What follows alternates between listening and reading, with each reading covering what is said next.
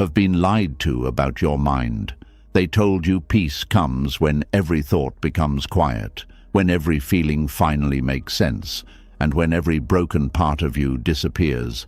But if that were true, why do you still feel like you are fighting yourself? Why do you keep arguing with your own thoughts, judging your own emotions, and treating your mind like something you must defeat? The truth is, self-reconciliation is not about winning a war inside your head. It is about ending one. It is the art of sitting with your mind without attacking it, listening without becoming trapped, and allowing your thoughts to be there without letting them rule your life. Tonight, as you listen, something inside you will begin to soften. The fight will lose its grip. The noise will stop feeling like an enemy. And slowly, you will learn how to return to yourself, not with shame, not with fear, but with understanding. This is not just a lesson about thinking better. This is the art of self-reconciliation, how to stop fighting your mind. Are you ready? Let's begin. For a long time, you may have believed that peace would finally arrive the moment you fixed your mind, the moment you stopped overthinking, the moment you removed every dark thought, every fear, every contradiction, and every uncomfortable emotion. But what if the real reason you feel exhausted is not because your mind is broken, but because you have been fighting a war inside yourself every single day without realizing it? Something strange happens when a person becomes afraid of their own thoughts. The mind stops feeling like a home and starts feeling like a battlefield. Every emotion becomes suspicious. Every uncomfortable idea feels dangerous. Every moment of sadness feels like proof that something is wrong with you. And slowly, without noticing it, you begin spending your entire life trying to repair every thought that enters your head. The painful part is that most people do not even realize they are doing this. They think they are being responsible. They think they are becoming mentally strong. They think they are fixing themselves. But in reality, they are trapped in a hidden war that never ends. There is a kind of exhaustion that sleep cannot fix. It comes from constantly monitoring your own mind, from waking up every day and immediately checking your emotional weather like a frightened guard standing at the gate of a city under attack. Am I okay today? Why do I feel this way? What if this thought means something bad about me? Why can't I stop thinking about this? Why am I still anxious? Why am I not healed yet? And just like that, the war begins again before the day has even fully started. Many people spend years trying to force themselves into inner perfection. They believe every thought must be positive, every emotion must be controlled, every fear must be removed immediately. But the human mind was never designed to be silent all the time. It was never meant to behave like a machine that only produces calm and rational thoughts. Your mind is alive. It reacts, it remembers, it protects, it worries, it imagines, it predicts danger, it replays pain, it searches for meaning. Sometimes it whispers wisdom, sometimes it panics for no reason at all. And one of the greatest mistakes people make is assuming that every thought deserves to be treated like a serious message. A person can think something frightening and immediately believe they must analyze it. Another person feels anger and instantly believes they are becoming a bad human being. Someone remembers an embarrassing moment from 10 years ago, and suddenly their body reacts as if it happened this morning. The problem is not always the thought itself. The problem is the war that begins afterward. Because once you start fighting every thought, your mind learns something dangerous. It learns that thoughts are threats. And the moment the brain believes thoughts are dangerous, it begins producing even more of them. This is one of the strangest truths about the human mind. The harder you try to force a thought away, the stronger it often becomes. Psychologists sometimes call this the ironic process theory. In simple words, when you desperately try not to think about something, your brain keeps checking to see if the thought is gone. But in checking for the thought, it accidentally keeps bringing the thought back. It is like trying not to think about a red door. The moment someone says, "Do not picture a red door," your mind immediately creates the image. Not because you are broken, but because that is how the mind works. Now apply this to fear. A person says, "I must stop feeling anxious." Suddenly the brain becomes obsessed with checking for anxiety. Another says, "I cannot think negatively." Now the brain constantly scans for negative thoughts. Someone else says, "I should not feel sad anymore." And now sadness becomes the center of attention every hour of the day. The war grows stronger because the resistance grows stronger. This is why some people become trapped inside endless self-improvement without ever finding peace. They are always fixing, correcting, analyzing, repairing, controlling, monitoring, and fighting themselves. Even rest becomes another project to succeed at. Even healing becomes another standard to fail. They cannot simply sit quietly with themselves because every silence becomes an investigation. And eventually the mind becomes tired. Not weak, not defective, just tired. Tired of being interrogated every moment of the day. There are people who smile in public while secretly living inside mental combat. They look calm on the outside, but internally they are constantly negotiating with their thoughts. They are trying to outthink every fear before it arrives, trying to prevent every emotional discomfort before it appears, trying to become mentally untouchable. But human beings were never meant to live that way. There is a massive difference between awareness and obsession. Awareness notices thoughts.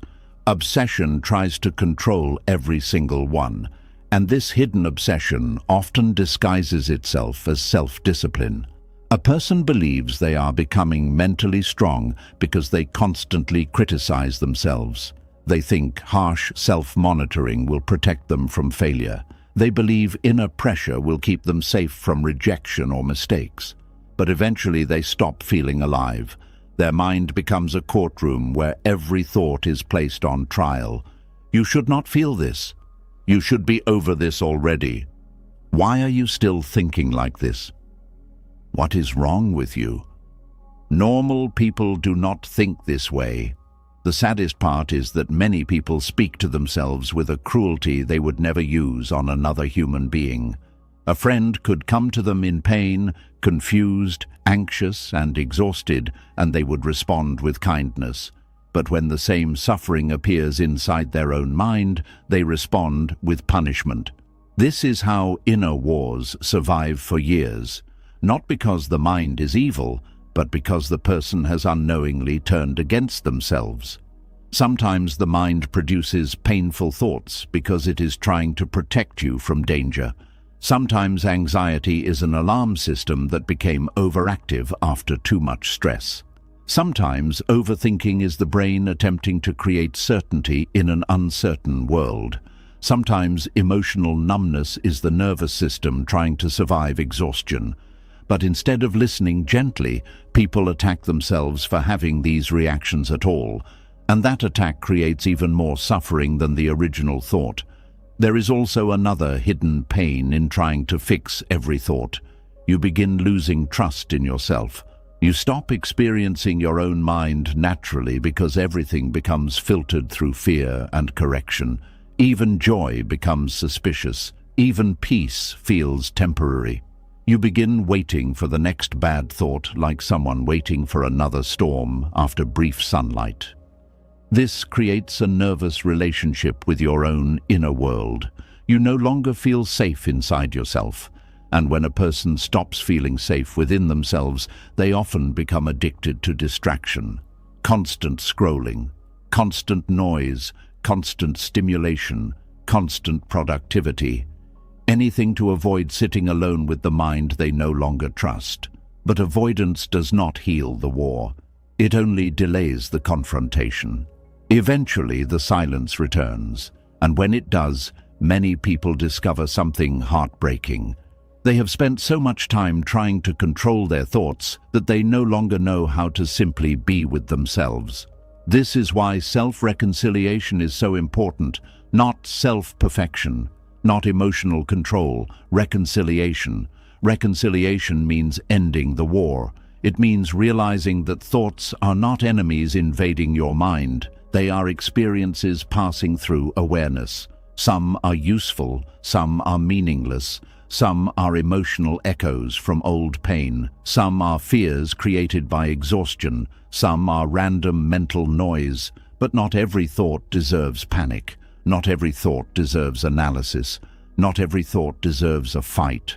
One of the quietest forms of wisdom is learning how to let a thought exist without immediately reacting to it. This does not mean becoming passive or careless. It means understanding that your mind sometimes produces storms that do not need to become identities. A fearful thought does not automatically mean you are weak. An angry thought does not automatically make you cruel.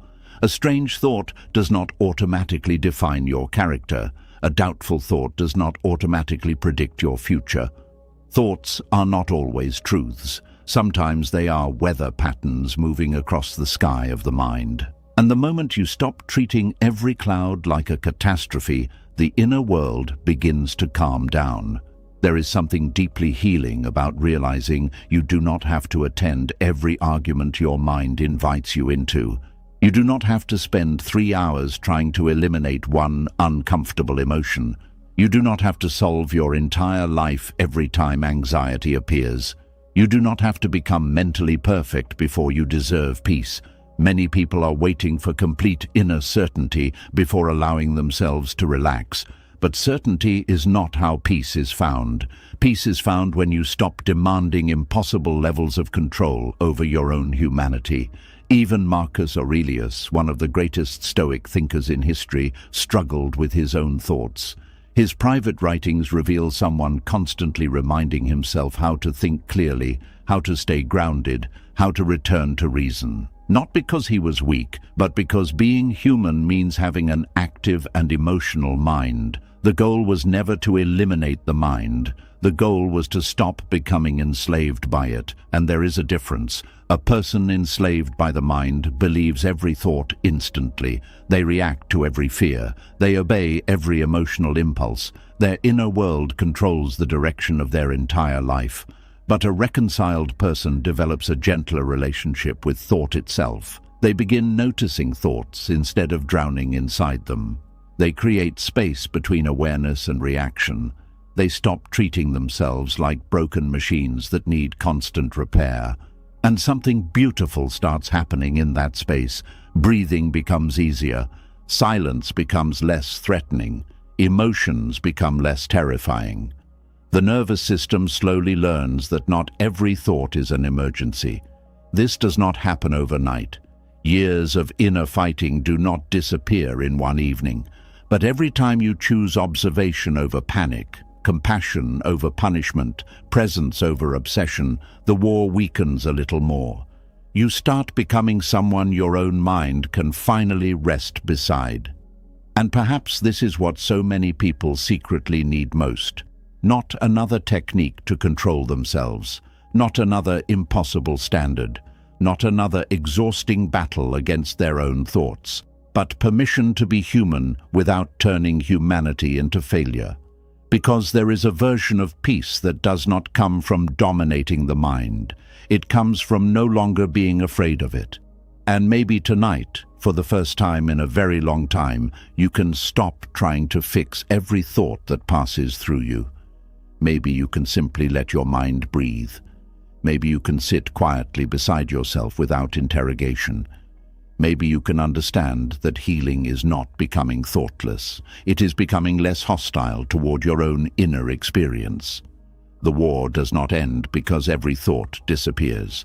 The war ends because you finally stop attacking yourself for having them. And once you begin to see that the war does not end by forcing every thought to disappear, another truth quietly rises to the surface.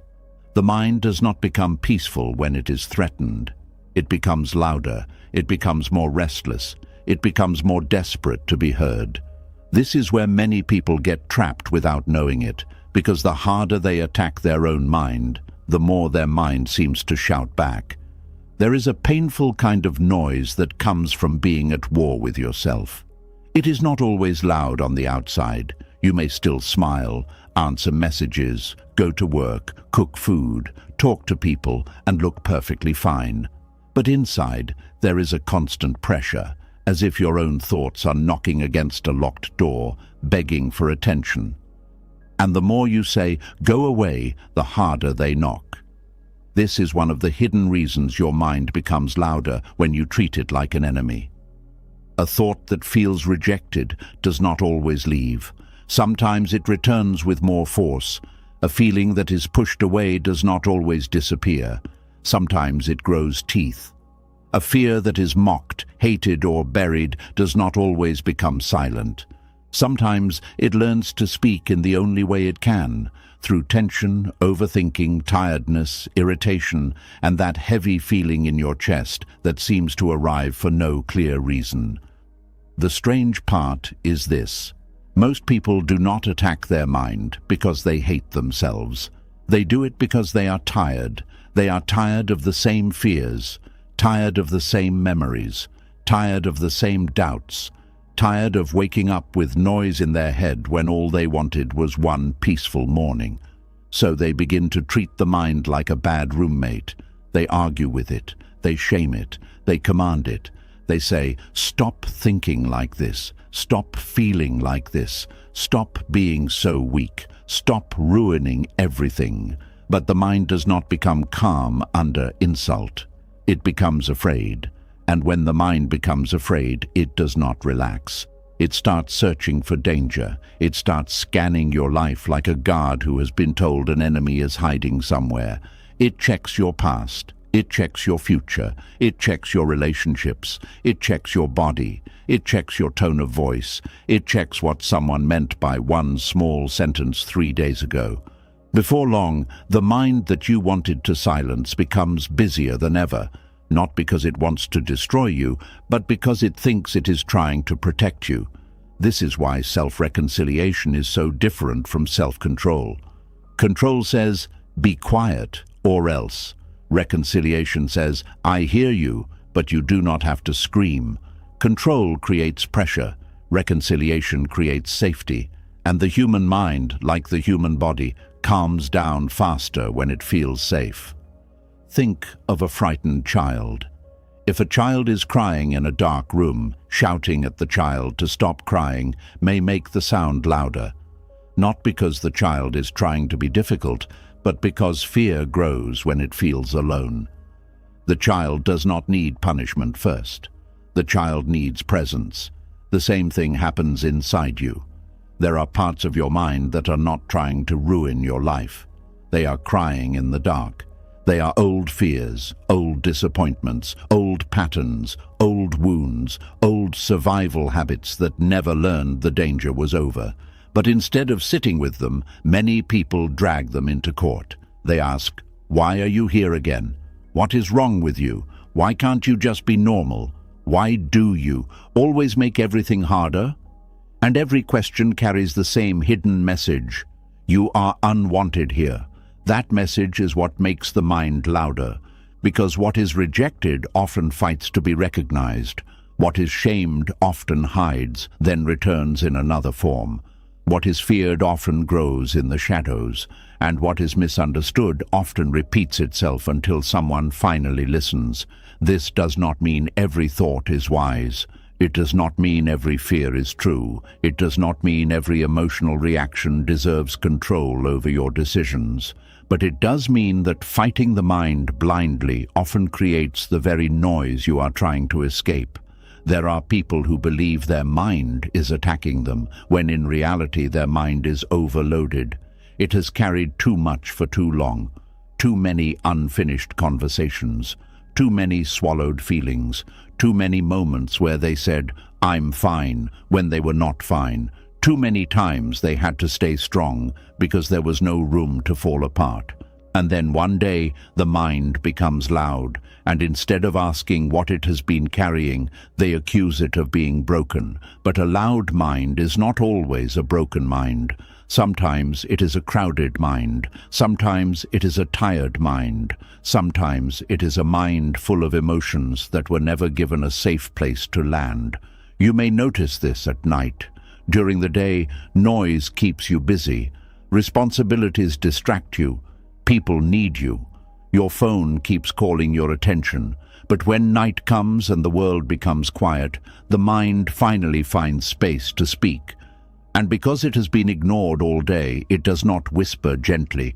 It brings everything at once: the regret, the worry, the memory, the fear, the question, the future, the mistake, the possibility that something is wrong. And you may think, why is my mind doing this to me? But perhaps the better question is, what has my mind been trying to tell me that I keep refusing to hear? This question changes everything. Because the moment you stop treating your mind like an enemy, curiosity replaces hostility. You stop entering your inner world with a weapon. You begin entering it with a lamp. You are no longer trying to destroy what you find. You are trying to understand why it is there. And understanding has a quiet power. A thought that once felt terrifying may become less powerful when you recognize it as fear, not prophecy. A memory that once felt like punishment may become a sign that something in you still needs kindness. A doubt that once felt like proof of weakness may become evidence that you care deeply about making the right choice. A repeated worry may not be madness at all. It may be your nervous system asking for steadiness. The mind becomes louder when it is treated like an enemy, because enemies must be watched. Enemies must be controlled. Enemies must be defeated. So if you label your own mind as an enemy, you create a relationship of constant surveillance. You start watching every thought to see if it will betray you. You become suspicious of your own emotions. You become afraid of silence. You become afraid of rest. You become afraid of being alone with yourself. And that fear becomes fuel. Now, the mind has two problems. First, the original thought or feeling. Second, your fear of having it. This second layer is often heavier than the first. Sadness becomes, why am I sad? Anxiety becomes, what if I never become peaceful? Anger becomes, does this mean I am a bad person? Doubt becomes, what if I cannot trust myself? A simple human feeling becomes a whole identity crisis because you did not allow it to exist without judgment. This is how the mind grows louder, not from the first feeling alone, but from the battle against the feeling. And this is where many people misunderstand peace. They think peace means having no unwanted thoughts, but peace often begins when unwanted thoughts stop feeling like emergencies. Peace begins when you can say, this is uncomfortable, but I do not have to panic. Peace begins when you can notice the storm without becoming the storm. Peace begins when the mind is allowed to speak without being handed the steering wheel. There is great wisdom in learning how to respond to your mind without obeying every message it sends. You can hear fear and still choose courage. You can hear doubt and still take the next small step. You can hear regret and still refuse to build your whole identity around yesterday. You can hear the critic and still answer it with patience. This is not weakness. This is inner leadership. Because true inner strength is not shouting over the mind until it becomes quiet. True inner strength is being able to sit in the room with your own thoughts without being controlled by them. It is saying, I know you are loud right now, but I am still here. I am listening. I am not running. I am not surrendering my life to you either. That is a very different kind of power. Many people have spent years trying to dominate their inner world. They want to become so strong that nothing affects them. No fear, no sadness, no insecurity, no painful memory. But this idea of strength can become another cage. Because if you believe strength means never being disturbed, then every disturbance feels like failure. Every emotional wave becomes proof that you are not healed. Every anxious thought becomes evidence that you have lost progress. But what if strength is not the absence of inner noise? What if strength is the ability to remain kind and steady while the noise is there? This is the beginning of emotional maturity. Not the cold kind that pretends not to feel, The real kind, the kind that says, my mind is active today, but I do not have to hate it.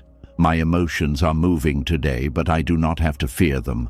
My thoughts are loud today, but I do not have to become cruel to myself. The mind becomes louder when it is treated like an enemy, because hostility awakens defense. If someone speaks to you with contempt, your body tenses. If someone accuses you unfairly, your heart reacts. If someone refuses to understand you, you either shut down or fight back. Why would your inner world be any different? When you attack your mind, something inside you tightens. The nervous system hears danger. The body joins the battle. Your breathing becomes shallow. Your jaw clenches. Your shoulders rise. Your stomach turns. Then you think the physical tension proves something is terribly wrong. But sometimes your body is simply reacting to the way you are treating yourself. A harsh inner voice can become a stressful environment, and you live inside that environment every day. This is why gentleness is not a soft luxury. It is a serious form of healing. Gentleness tells the nervous system, we are not under attack right now. It tells the mind, you do not have to scream to be heard. It tells the heart, you are allowed to feel without being punished. Over time, this changes the whole inner atmosphere. But gentleness does not mean letting every thought run wild. It means changing the tone of the relationship. You can set boundaries with your mind without violence. You can say, I hear this worry, but I will not spend the entire night feeding it. You can say, this thought is here, but I do not need to solve it at midnight. You can say, this feeling is painful, but I will not insult myself for having it. That is not avoidance. That is wise containment. There is a difference between listening and drowning. Listening means you allow the mind to reveal what is present. Drowning means you lose yourself inside everything it says. Self-reconciliation requires the first, not the second. You are not learning to believe every thought.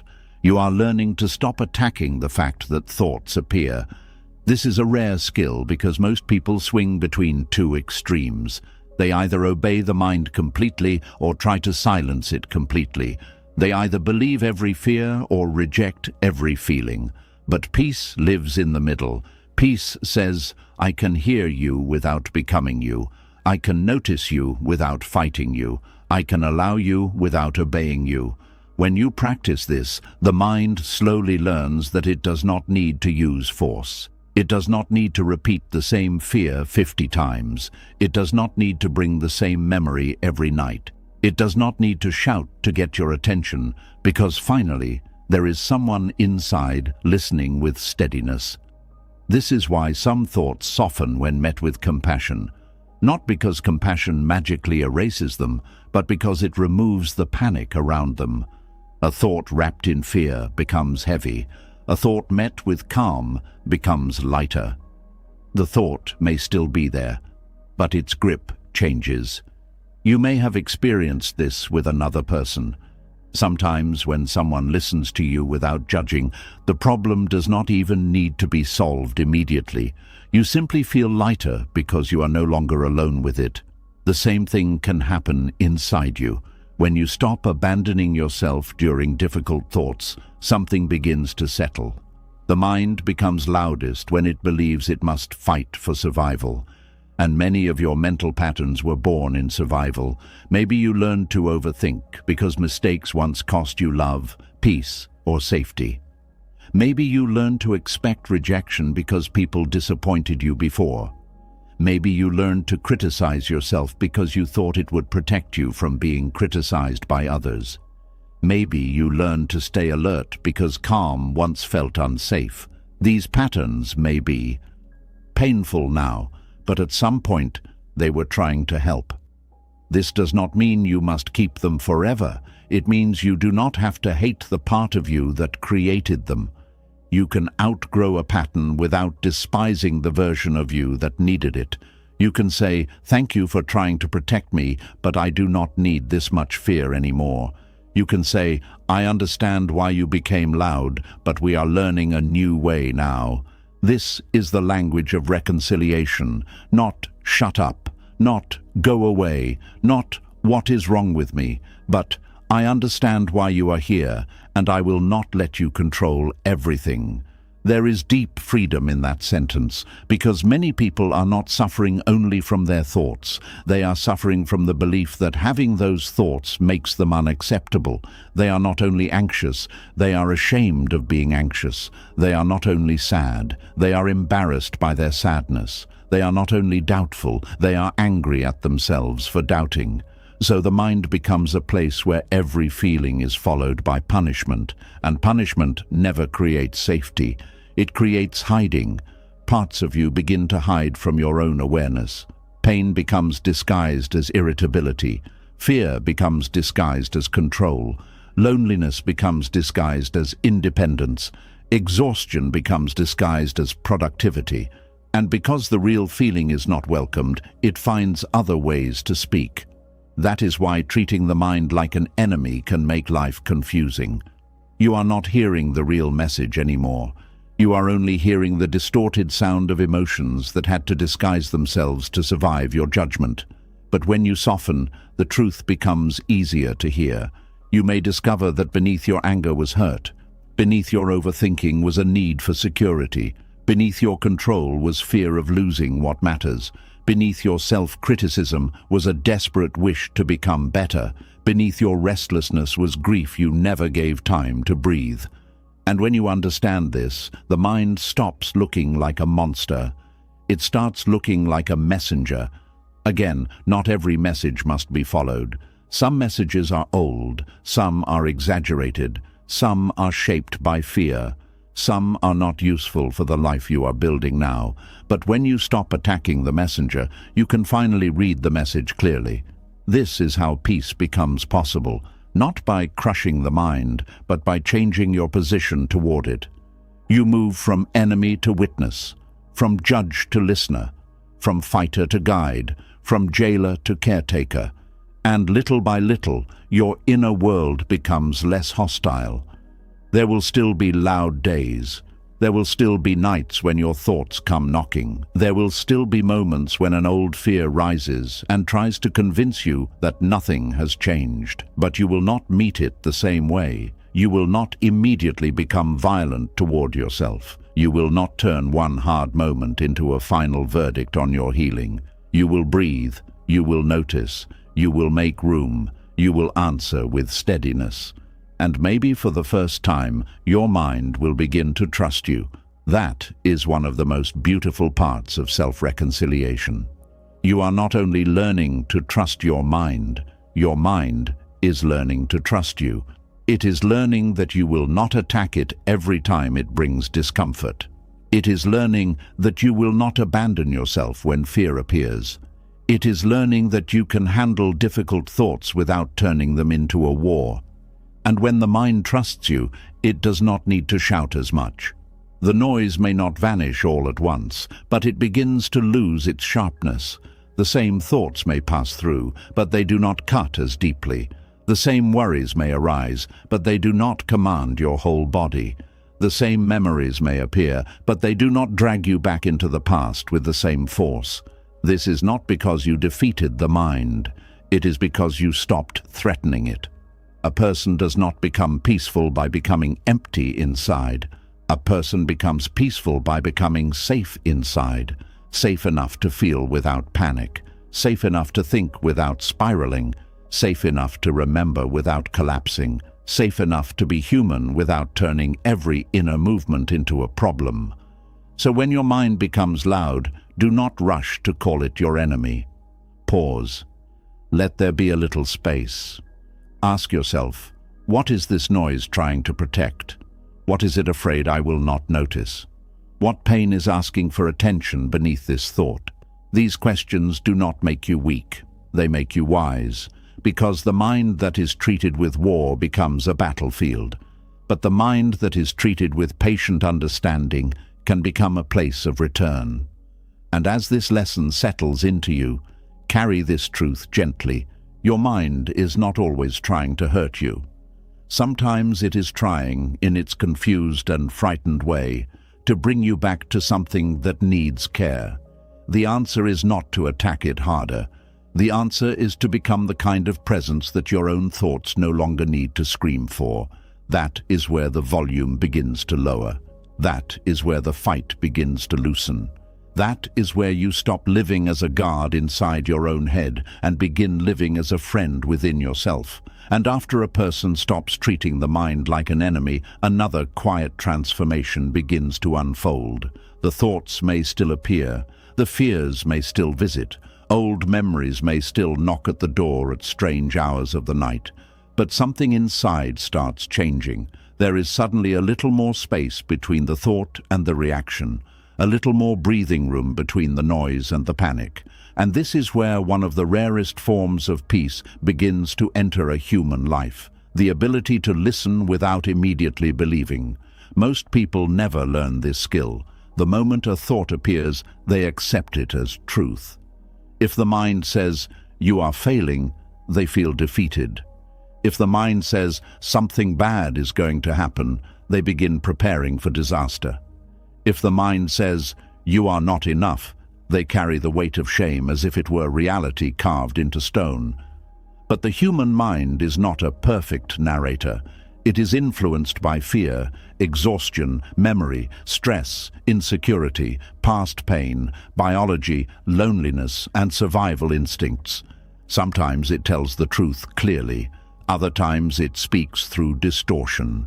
And one of the deepest forms of suffering happens when a person cannot tell the difference between a thought and a fact. There is a quiet exhaustion that comes from believing every sentence your mind whispers to you. It turns daily life into emotional quicksand. A simple mistake becomes proof that your whole future is collapsing. One awkward conversation becomes evidence that everyone secretly dislikes you. One difficult season becomes a prediction that happiness will never return. And because thoughts move so quickly, many people never pause long enough to question them. They react instantly. The thought appears, and the body obeys. Fear rises, and the heart races. Doubt appears, and confidence disappears. Shame arrives, and the shoulders become heavy. It all happens so fast that the person assumes the thought must be true simply because it feels powerful. But feelings are not always facts. This is one of the hardest truths for many people to accept because emotions can feel incredibly convincing. Anxiety feels like danger, shame feels like truth, regret feels permanent, fear feels prophetic, but the intensity of a feeling does not automatically make it accurate. A tired mind can create dark conclusions. A lonely heart can assume abandonment where there is none. An anxious nervous system can mistake uncertainty for catastrophe. A wounded memory can replay old pain and present it as current reality. This is why listening without immediately believing is such a rare peace. It interrupts the automatic chain reaction between thought and suffering. A thought appears. You are falling behind in life. Before, you may have instantly believed it. Your chest tightens. You compare yourself to everyone else. You spiral into hopelessness. You spend the whole day feeling inadequate.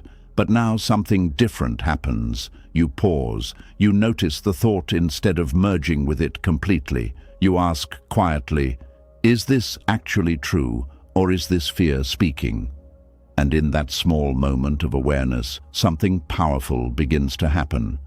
The thought loses some of its control over you, not because you forced it away, not because you argued aggressively with it, but because you stopped kneeling before every thought as if it were absolute truth.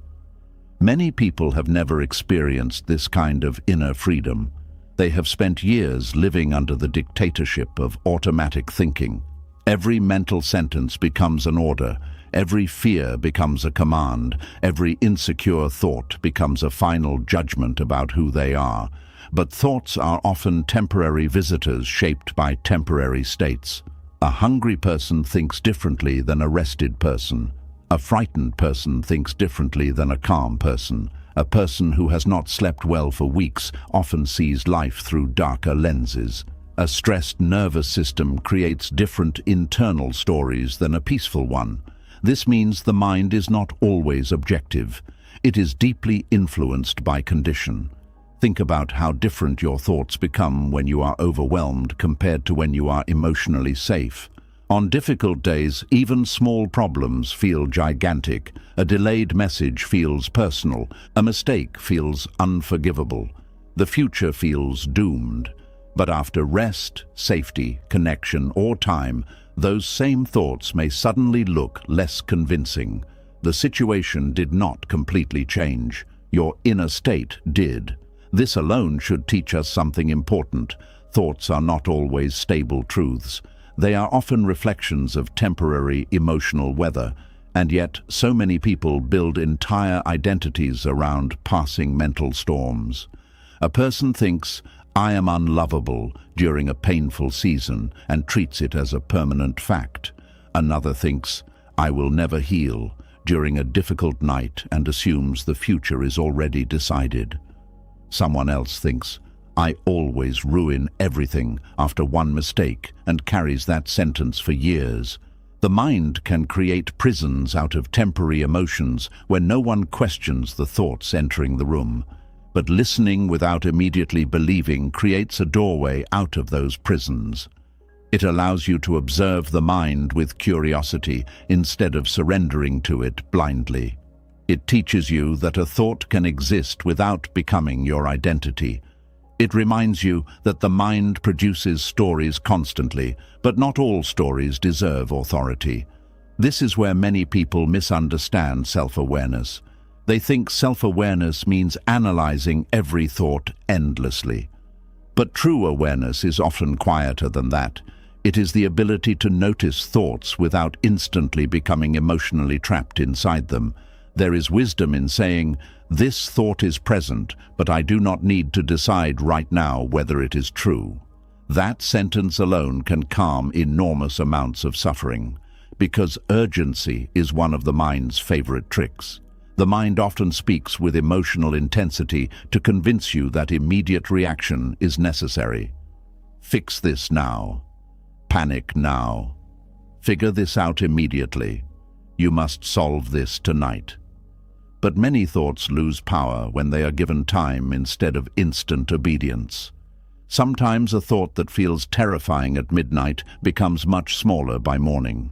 Not because you solved your entire life overnight, but because emotional intensity changed. The nervous system settled, the storm passed. This is why emotionally exhausted people often make harsh conclusions about themselves. The mind becomes less balanced under pressure. Fear becomes louder. Catastrophizing increases. Small uncertainties become enormous threats. And if you believe every thought during those moments, you can accidentally create suffering that did not need to exist. The Stoics understood this deeply. Epictetus once said, "Men are disturbed not by things, but by the views which they take of them." In simple words, suffering is often intensified not only by events themselves, but by the meaning the mind attaches to them. Two people can experience the same setback and interpret it completely differently. One sees failure and collapse. Another sees difficulty and growth. One sees rejection and worthlessness. Another sees incompatibility and redirection. The event matters, yes, but interpretation shapes emotional reality in powerful ways. This is why learning to pause before believing every thought can transform your entire inner life. A person who immediately believes every fearful thought becomes emotionally controlled by the mind's loudest moments. But a person who learns to observe thoughts carefully begins reclaiming inner steadiness. This does not mean becoming emotionally numb. It means becoming emotionally wise. Wise enough to know that the mind speaks differently when afraid. Wise enough to know that not every mental sentence deserves complete trust. Wise enough to know that thoughts can be influenced by trauma, insecurity, exhaustion, hormones, loneliness, grief, stress, or old conditioning. Wise enough to say, "I hear this thought, but I will wait before deciding whether it deserves belief." That pause is sacred, because in that pause, you stop being a prisoner of automatic thinking. Many people confuse thoughts with intuition, but fear and intuition feel very different beneath the surface. Fear is usually urgent, chaotic, repetitive, and catastrophic.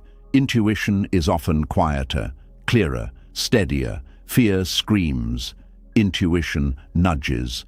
But when the mind is constantly noisy, it becomes difficult to hear the difference. This is another reason why reconciliation with the mind matters so deeply.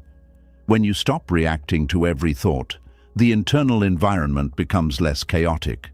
You stop feeding mental panic with constant emotional fuel. Slowly, clarity becomes easier to recognize. There are people who spend years fighting thoughts they never needed to fear. A random intrusive thought appears, and they panic because they assume the thought reflects who they truly are. But the human brain produces countless strange thoughts every day.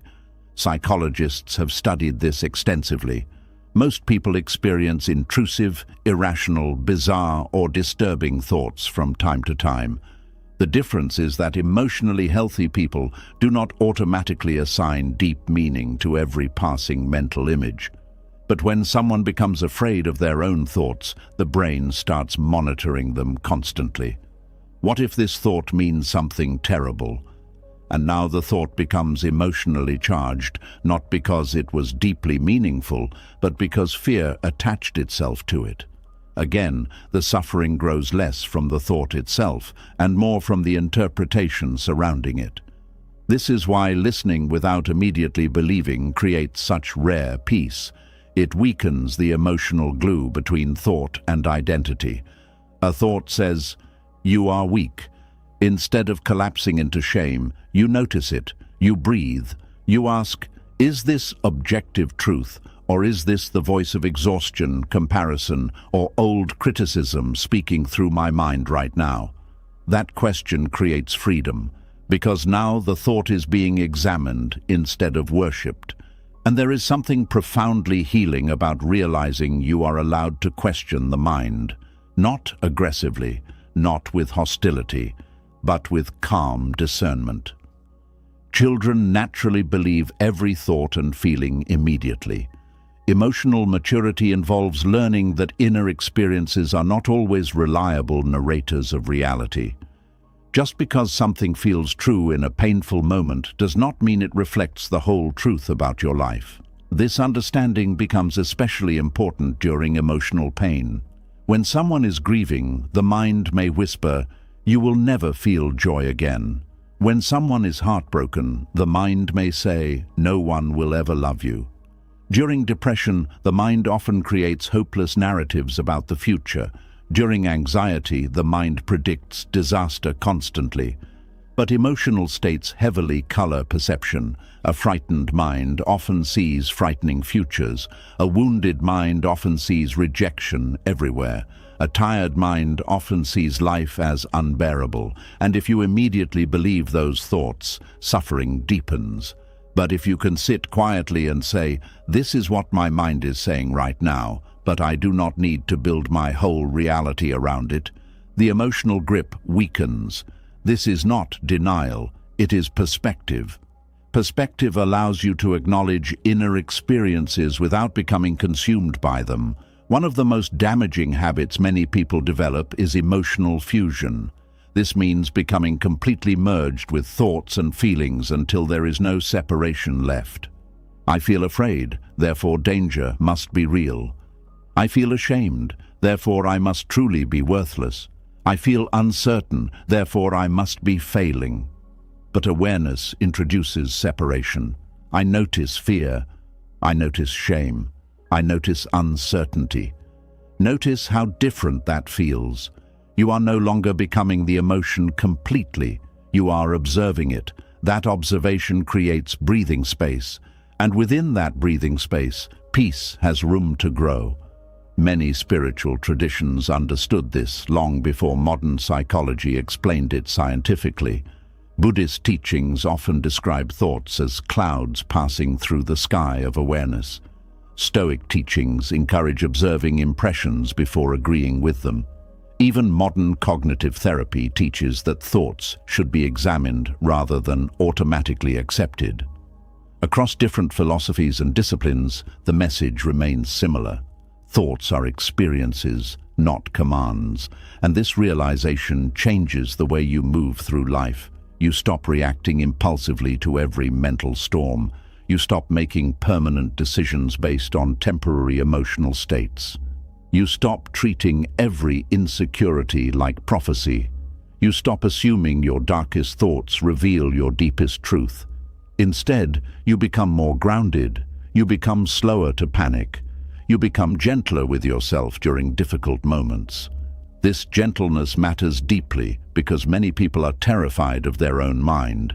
They believe if they stop controlling thoughts aggressively, everything will collapse. But often the opposite happens. When the mind is given room to breathe without immediate judgment, it becomes less frantic. A constantly judged mind becomes defensive. A constantly feared mind becomes louder. A constantly obeyed mind becomes chaotic. But a mind that is listened to carefully without instant belief begins settling naturally. This process takes practice. Years of automatic belief patterns do not disappear overnight. The brain has habits. It has emotional reflexes shaped by experience. If you spent years immediately believing self-critical thoughts, your nervous system may still react strongly at first. But every time you pause before attaching yourself to a thought, you weaken the old pattern slightly. Every time you observe fear without instantly surrendering to it, you strengthen inner steadiness. Every time you notice a catastrophic thought and say, "This may not be objective reality," you reclaim some freedom. And slowly, the relationship between you and your mind changes. You stop feeling hunted by your own thoughts. You stop living in constant emotional ambush. You stop feeling as though every negative thought must become your identity. Instead, thoughts become information to observe carefully rather than masters to obey blindly. This creates a much calmer internal world, not because painful thoughts vanish forever, but because you stop granting them total authority over your emotional life. There is another hidden piece here too. When you stop believing every thought immediately, you stop taking yourself to emotional extremes constantly. A single mistake no longer means you are a failure. A difficult day no longer means your life is ruined.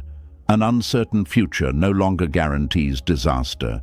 One uncomfortable emotion no longer defines your worth. This creates emotional balance. And emotional balance allows healing to happen more naturally, because healing struggles to grow inside constant panic. The nervous system needs moments of safety to repair itself. But if every fearful thought becomes an emergency, the body stays trapped in chronic stress. The mind remains hypervigilant. Rest becomes impossible. Listening without immediately believing interrupts that cycle. It allows the nervous system to say, "Maybe we are not in danger right now." That sentence alone can soften years of inner tension. There is great courage in not reacting instantly to fear. Great wisdom in allowing uncertainty to exist without rushing to catastrophic conclusions. Great maturity in realizing that thoughts are influenced by countless invisible forces and therefore deserve reflection, not blind obedience. This does not mean becoming passive.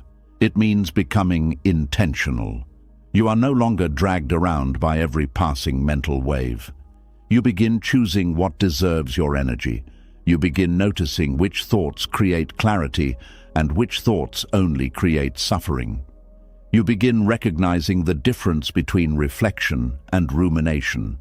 Reflection leads toward understanding. Rumination traps you in circles, and often the key difference is whether you are observing thoughts calmly or automatically believing every painful sentence the mind produces. One path creates wisdom, the other creates exhaustion. Perhaps this is why so many people feel mentally tired all the time. They are carrying every thought as if it were a stone that must be held forever. They do not know they are allowed to set some thoughts down. They do not know they are allowed to question fear. They do not know they are allowed to say, this thought may simply be passing through. But you are allowed.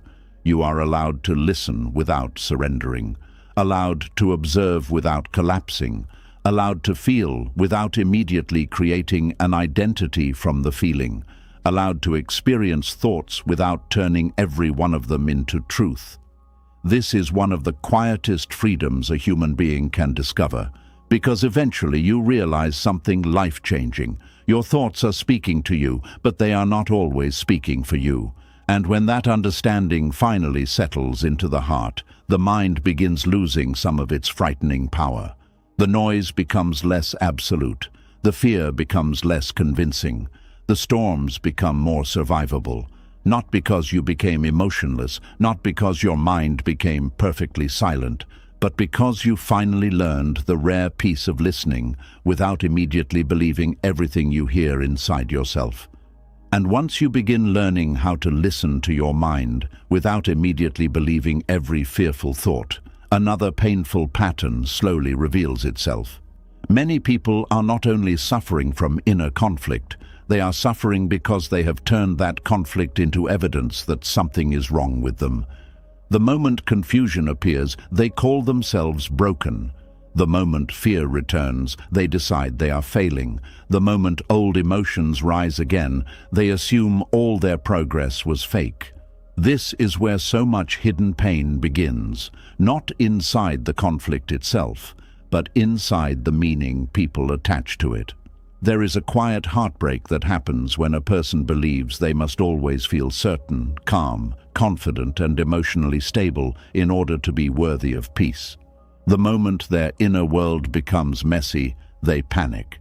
The moment contradiction appears, they think they are losing themselves. They do not see inner conflict as part of being human. They see it as proof of personal failure. But the human mind was never designed to move through life without conflict. A person can love someone deeply and still feel angry at them sometimes. A person can be grateful for life and still feel tired. A person can heal enormously and still have difficult days. A person can know the right decision logically and still feel emotionally afraid to make it. None of these things make you weak. They make you human. Yet many people secretly believe they should have already outgrown their struggles completely. They think healing means never doubting again, never overthinking again, never feeling anxious again, never getting emotionally overwhelmed again. So when normal human emotions return, they immediately assume they have failed.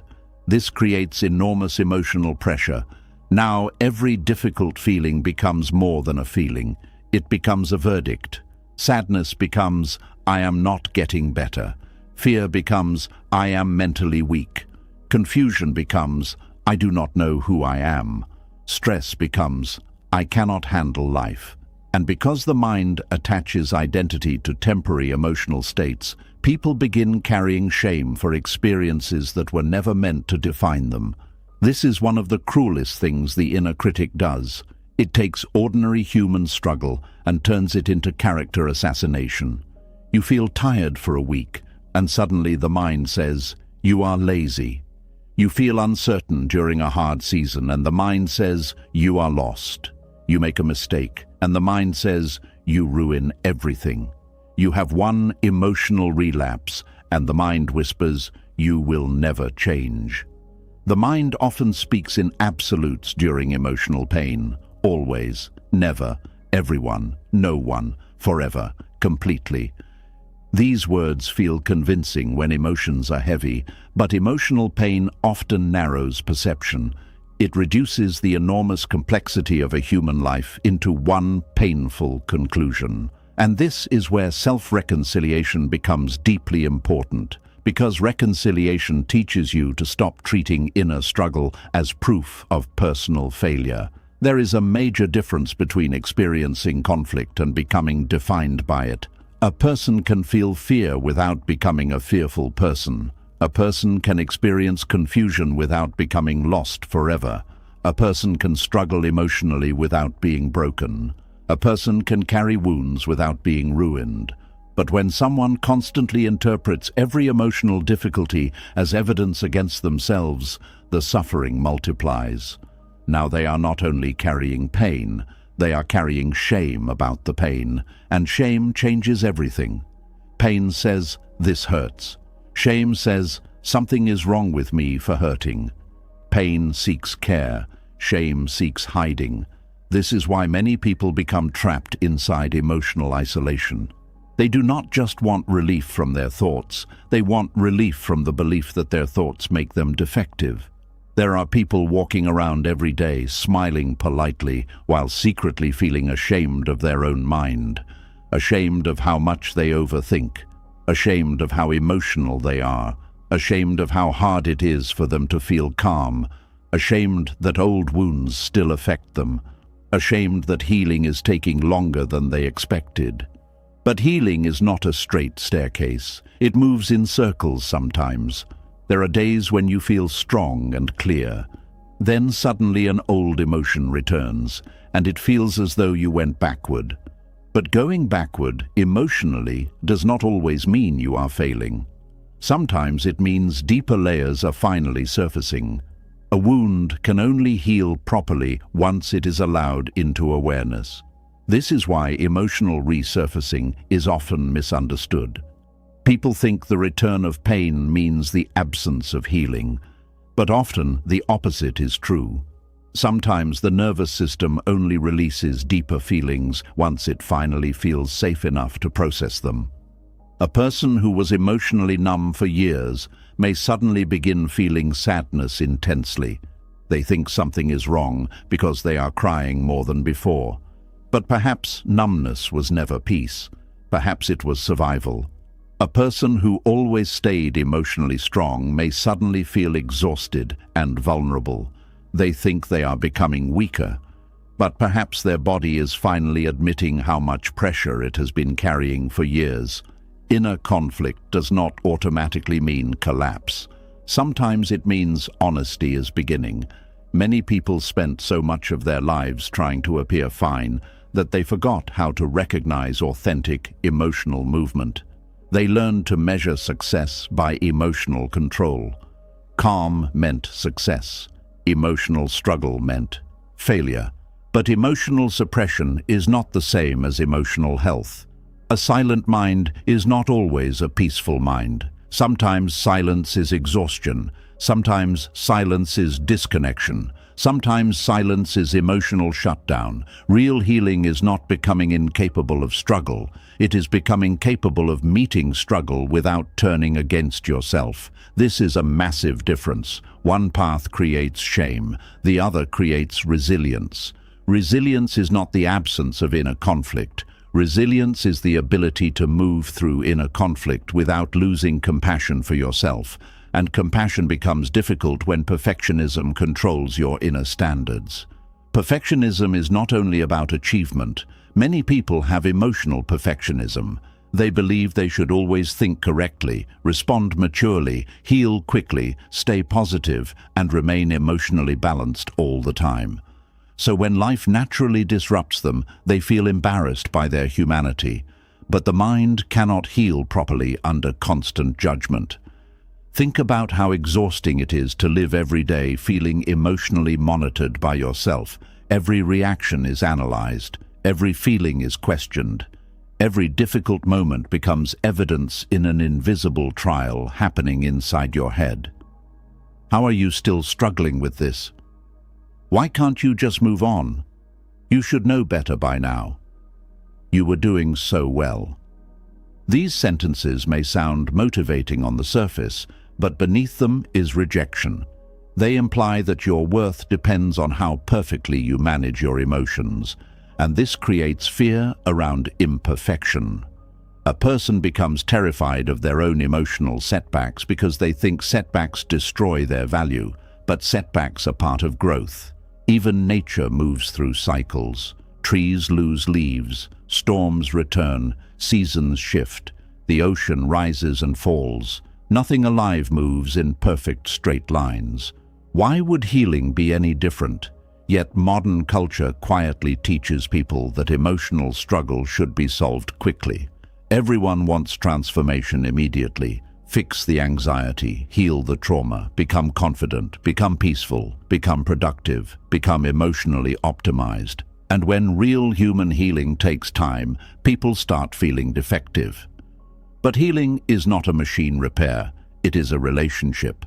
A relationship between awareness, pain, memory, nervous system, identity, compassion, and time. Some parts of you learned fear slowly. They may also learn safety slowly. Some wounds formed over decades. They may not disappear in one season. This does not mean you are failing. It means you are alive. There is also another hidden danger in turning inner conflict into personal failure. You begin fearing your own emotions so much that you stop being honest with yourself. You hide your sadness from yourself. You minimize your exhaustion. You deny your anger. You ignore your loneliness. You pretend you are okay because acknowledging struggle feels humiliating. But unacknowledged emotions do not disappear peacefully. They often return through the body, through tension, through irritability, through numbness, through emotional shutdown, through anxiety that seems to come from nowhere. The body often carries what the mind refuses to admit. This is why emotional honesty matters so deeply. Not dramatic honesty, not self-pity, honest recognition. I am struggling today. I feel overwhelmed. I am carrying fear. I feel emotionally tired. These statements are not weakness. They are reality, and reality becomes easier to work with once it is no longer hidden behind shame.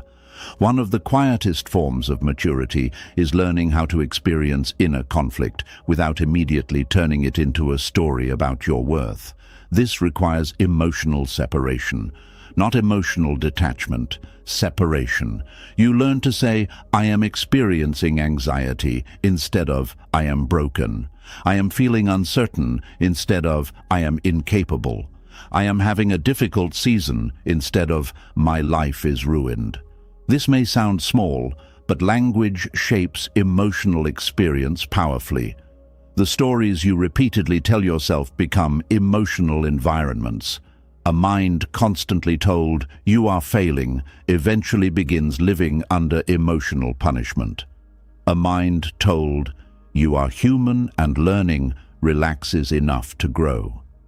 This is one reason why self-compassion is not weakness. Research from psychologists like Kristin Neff has repeatedly shown that self-compassion actually increases resilience, emotional stability, and long-term growth. Harsh self-criticism may create temporary pressure, but it often damages emotional recovery over time.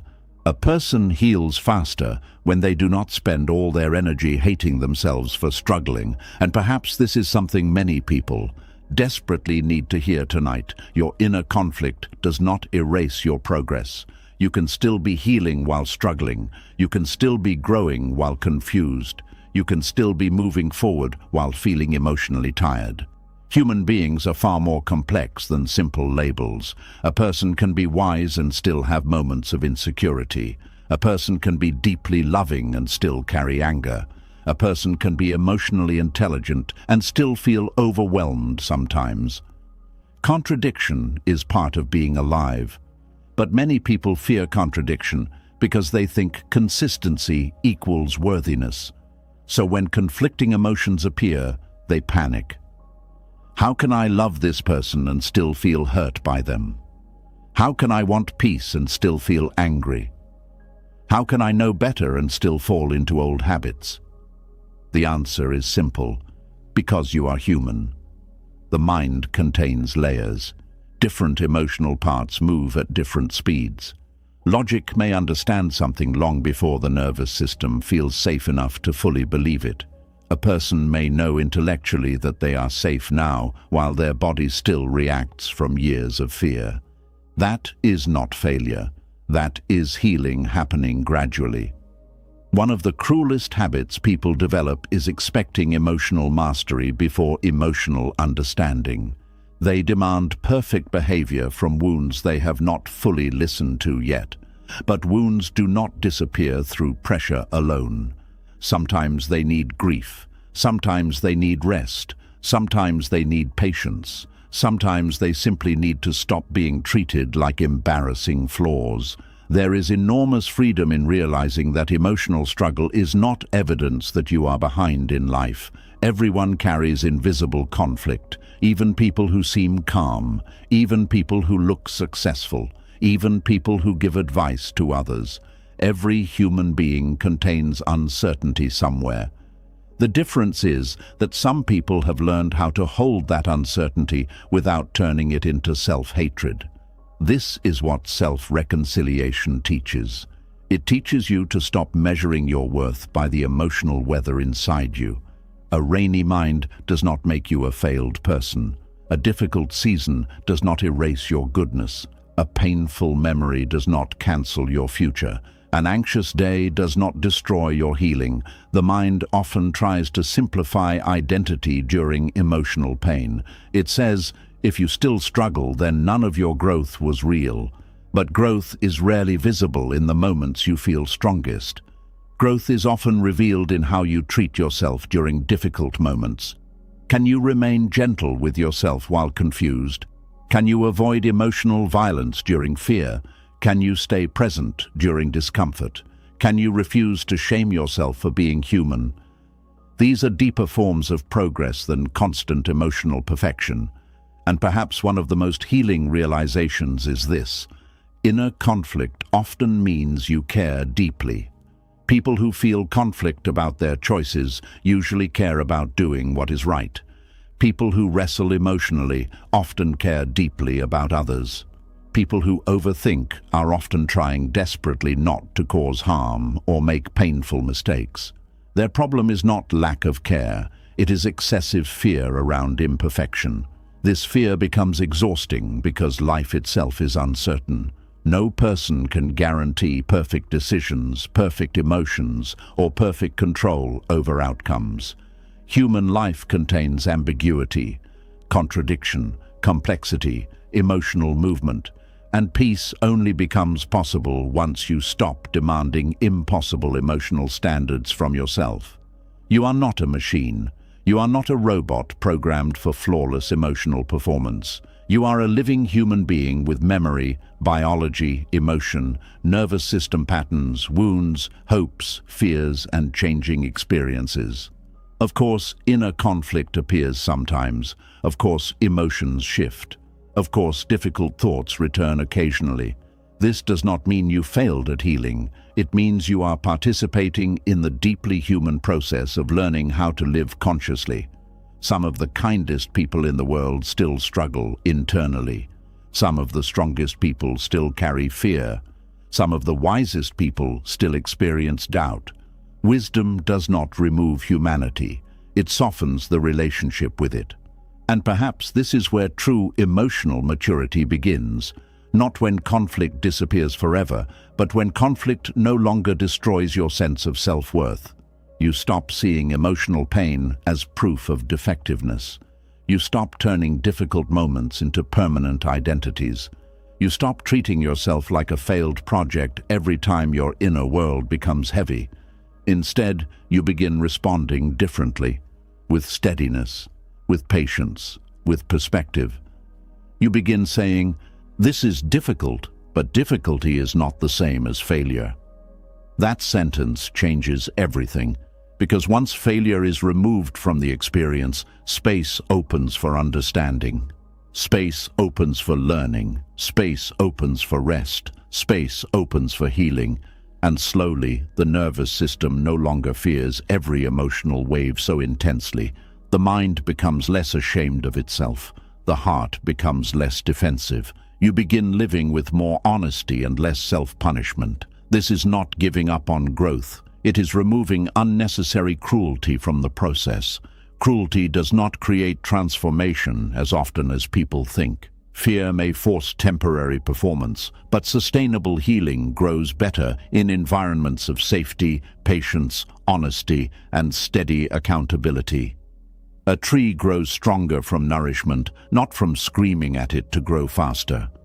The same is true for human beings. You are allowed to be a work in progress without calling yourself a failure, allowed to have complicated emotions without losing your worth, allowed to struggle without concluding that something is fundamentally wrong with you, allowed to heal slowly, allowed to carry conflict while still becoming wiser, allowed to be deeply human without turning humanity into shame. And perhaps tonight, this understanding can begin loosening one of the heaviest burdens you have been carrying. The belief that your inner battles mean you are failing at life. They do not. They mean you are alive, aware, learning, growing, grieving, adapting, and trying. And that is not failure. That is the difficult and beautiful work of becoming whole without abandoning yourself in the process.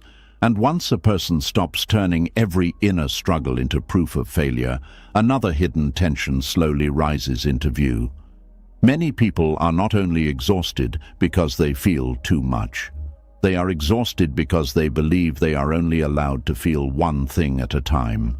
The moment two emotions exist together, panic begins.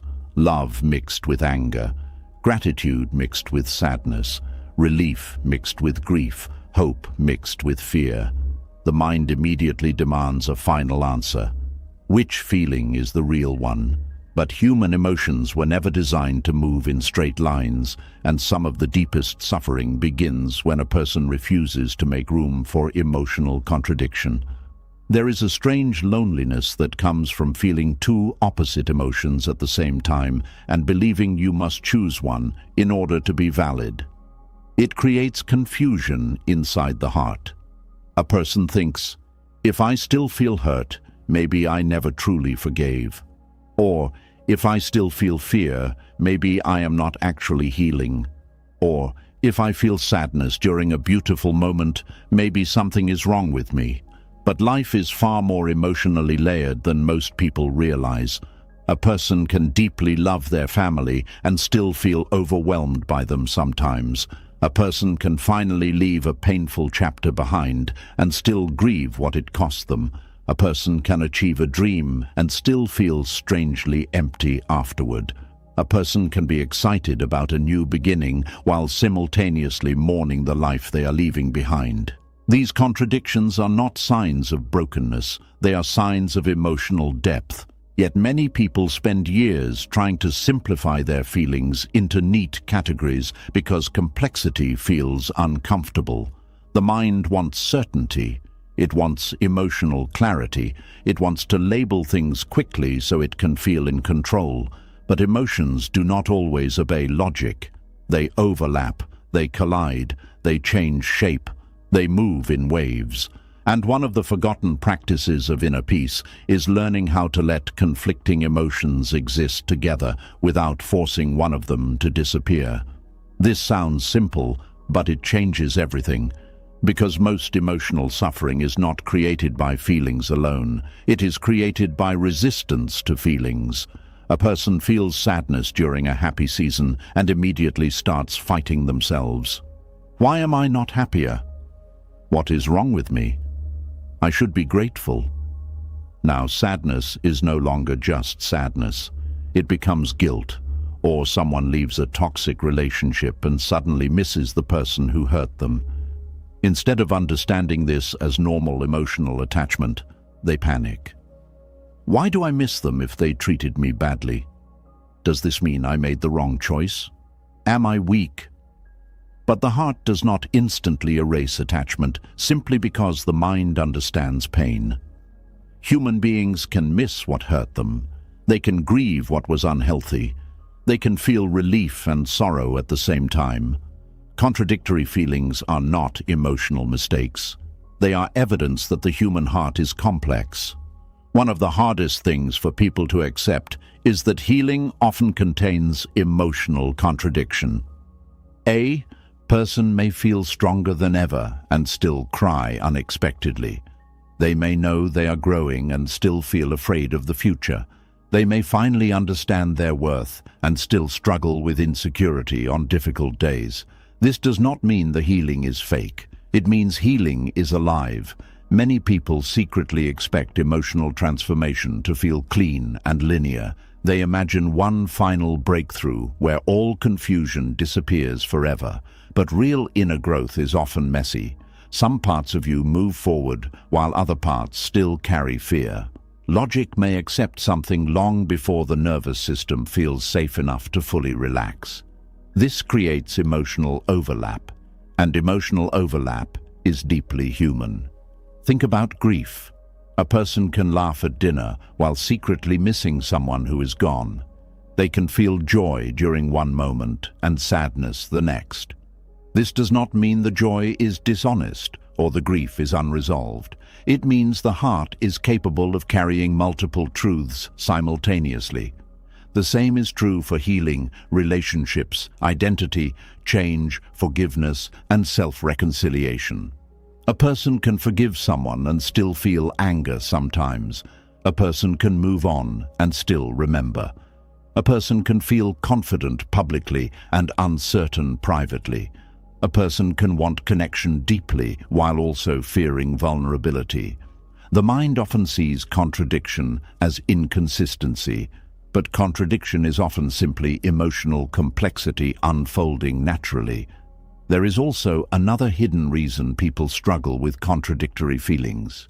Many were raised in emotional environments where only certain emotions were accepted.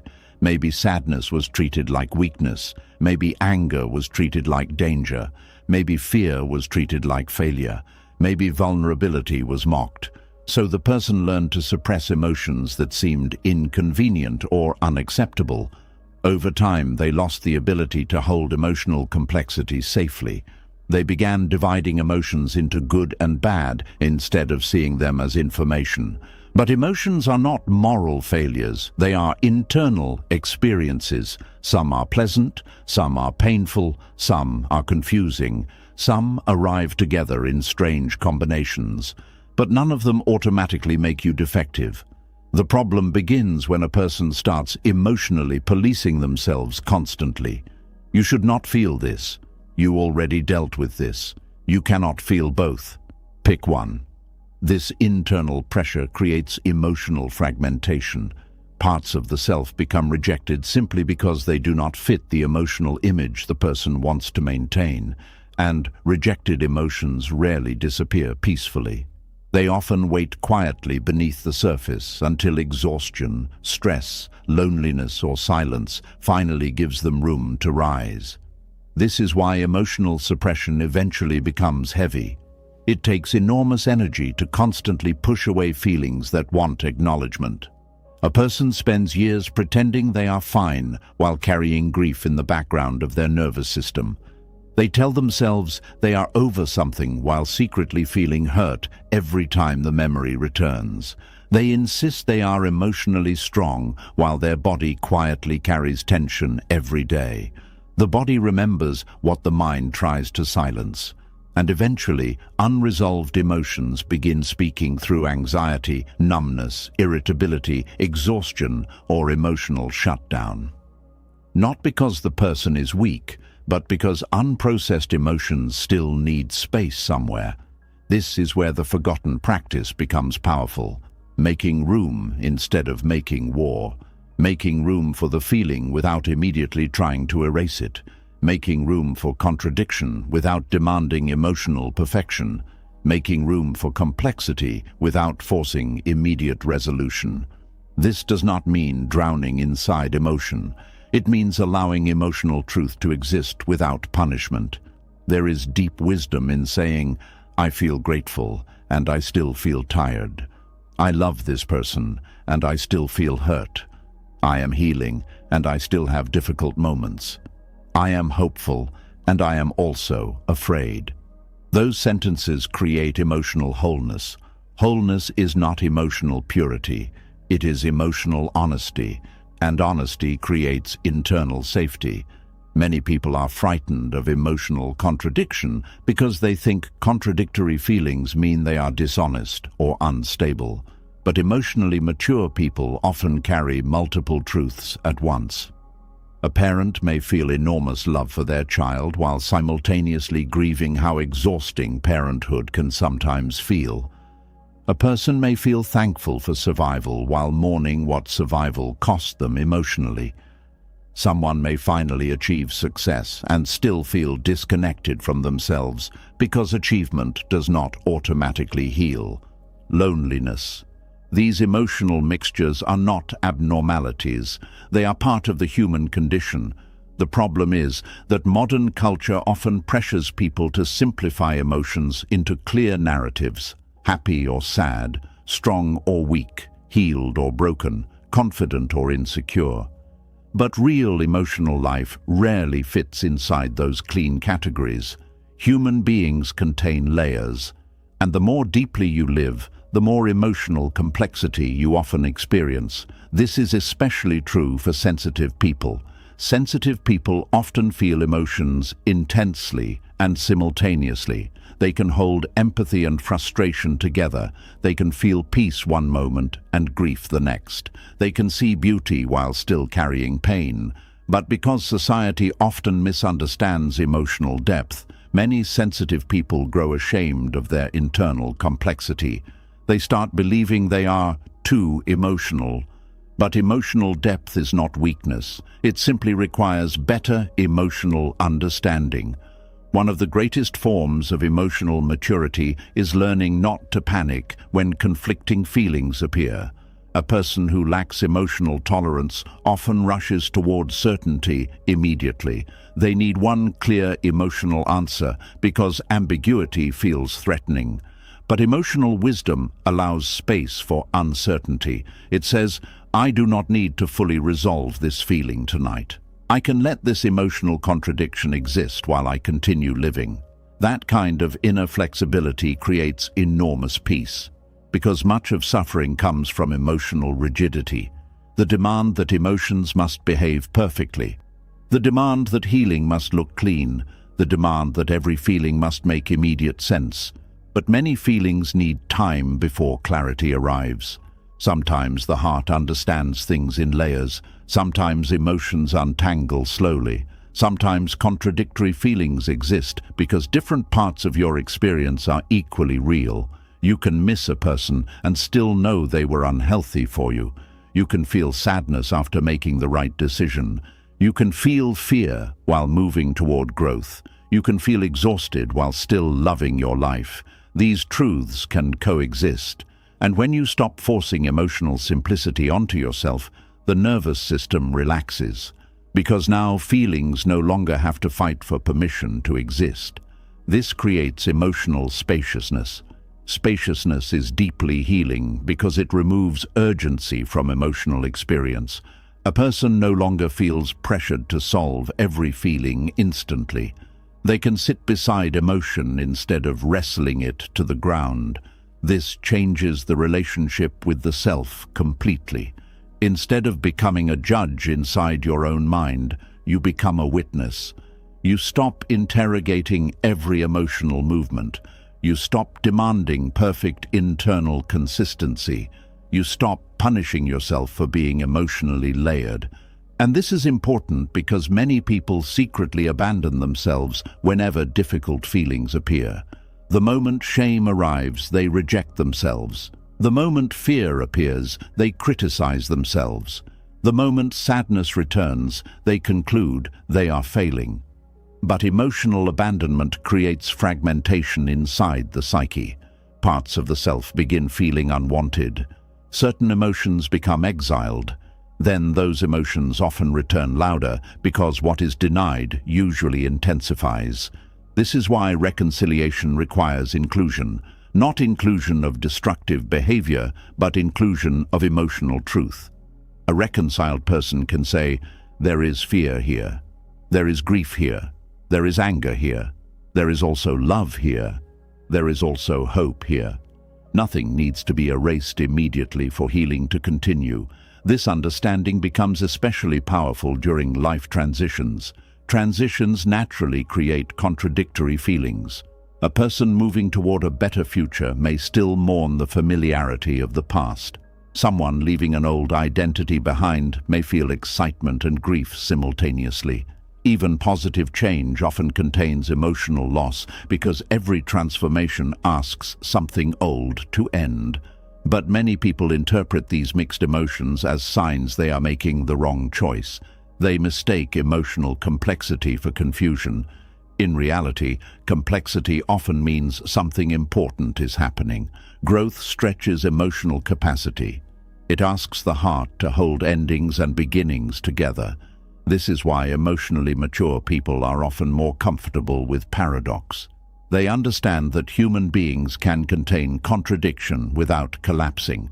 The Stoics understood something similar in their own way. They did not seek emotional numbness. They sought steadiness amid emotional movement. Marcus Aurelius did not deny human feeling. He practiced observing emotional experience without becoming controlled by it. This distinction matters because self-reconciliation is not emotional suppression disguised as wisdom. It is emotional integration. Integration means no part of your emotional experience must be violently rejected in order for you to feel whole. There is another hidden piece in allowing contradictory feelings. It softens identity pressure. Many people exhaust themselves trying to become one fixed emotional version of themselves all the time, always calm, always grateful, always confident, always certain. But no human being lives there permanently. Even emotionally grounded people have moments of fear. Even wise people experience confusion. Even healed people revisit old wounds occasionally. The difference is not the absence of emotional complexity. The difference is the absence of panic about emotional complexity. A person becomes freer when they stop seeing every uncomfortable emotion as a threat to their identity. This freedom allows emotional movement instead of emotional imprisonment, because feelings naturally shift when they are given room. A person who allows sadness to exist often notices sadness, eventually changes shape. A person who permits fear without panic often discovers fear softens more quickly. But resisted emotions tend to harden. What is denied often becomes louder internally. This is one reason mindfulness practices can feel healing. They teach observation without immediate judgment. A feeling rises, you notice it. You breathe. You let it move without instantly building a dramatic story around it. This sounds small, but it changes the emotional atmosphere inside the body, because emotional suffering often increases through mental narration. I should not feel this. This means something terrible. I need to fix this immediately. I thought I was past this. These sentences create pressure around natural emotional movement. But when emotional space appears, healing gains room to breathe. This does not mean becoming passive about harmful patterns. Some emotions do require reflection and wise action. Anger may reveal violated boundaries. Anxiety may reveal exhaustion or neglected needs. Sadness may reveal grief requiring care. But emotional wisdom listens first, before rushing toward self-judgment. And perhaps this is what many people never received growing up. Permission to feel fully without becoming condemned for it. Permission to experience complexity without being labeled dramatic or unstable. Permission to contain contradiction without needing immediate emotional resolution. This permission matters because emotional safety is foundational to healing. A person who feels emotionally safe within themselves becomes less defensive, less ashamed, less fragmented. They stop running from their inner world constantly. They stop treating emotional waves like enemies. They begin trusting themselves more deeply, not because emotions become perfectly organized, but because they learn they can survive emotional complexity without abandoning themselves. There is also deep humility in accepting contradictory feelings. It reminds you that human beings are not simple creatures. We are shaped by memory, biology, relationships, nervous systems, losses, hopes, fears, dreams, disappointments, and love. Of course, emotions overlap sometimes. Of course, the heart speaks in layers. Of course, healing contains contradiction. This understanding softens the harsh demand for emotional perfection, and once perfection loosens its grip, something gentler enters the room. Patience. Patience with your own process. Patience with emotional uncertainty. Patience with feelings that have not fully settled yet. Patience with the parts of yourself still learning safety. This patience becomes deeply healing because many wounds were formed in environments where there was no emotional patience at all. People were rushed through grief, rushed through pain, rushed through healing, rushed toward performance, rushed toward appearing fine. But the soul does not always heal on command. Some emotions unfold slowly because they carry years of experience beneath them. And sometimes the kindest thing you can do is stop demanding immediate emotional clarity from yourself. You do not need to have every feeling perfectly organized tonight. You do not need to force every contradiction into neat emotional categories. You do not need to solve your entire inner world before deserving peace. Peace often begins the moment you stop fighting emotional complexity itself. The moment you realize you are allowed to carry multiple truths at once, allowed to feel uncertain and still move forward, allowed to feel grief and gratitude together, allowed to feel healing and pain in the same season, allowed to be emotionally layered without treating yourself like a problem to solve.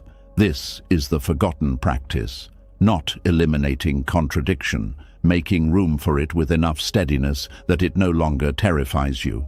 Because contradictory feelings do not mean you are broken, they mean your heart is trying to hold the full weight of being human. And perhaps tonight, instead of forcing your emotions into perfect order, you can simply let them breathe beside each other for a while.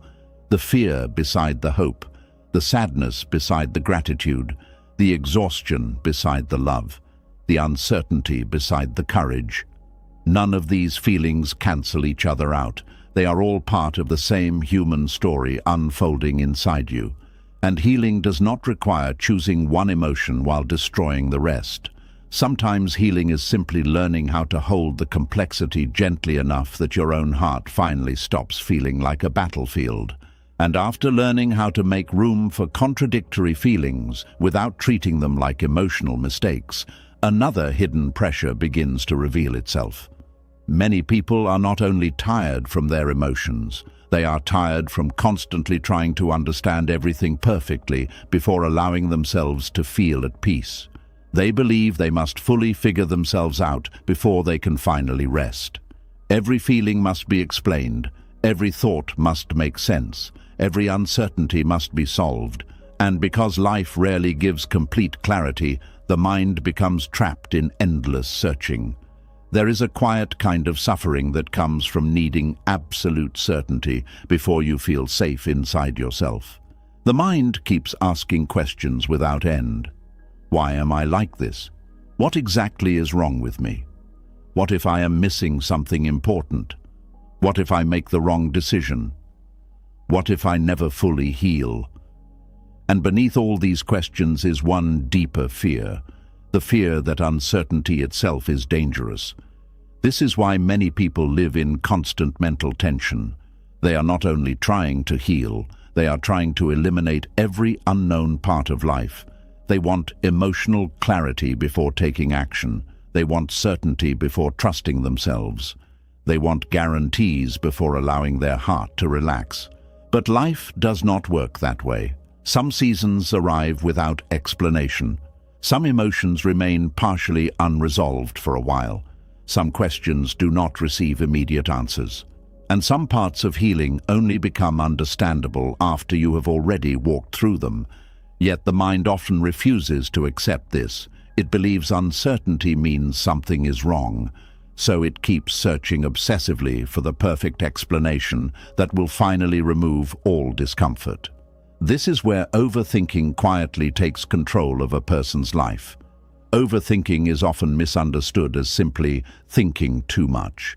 But deeper than that, overthinking is usually an attempt to create emotional safety through total understanding. The person believes that if they can just analyze enough, predict enough, understand enough, prepare enough, then finally they will feel calm.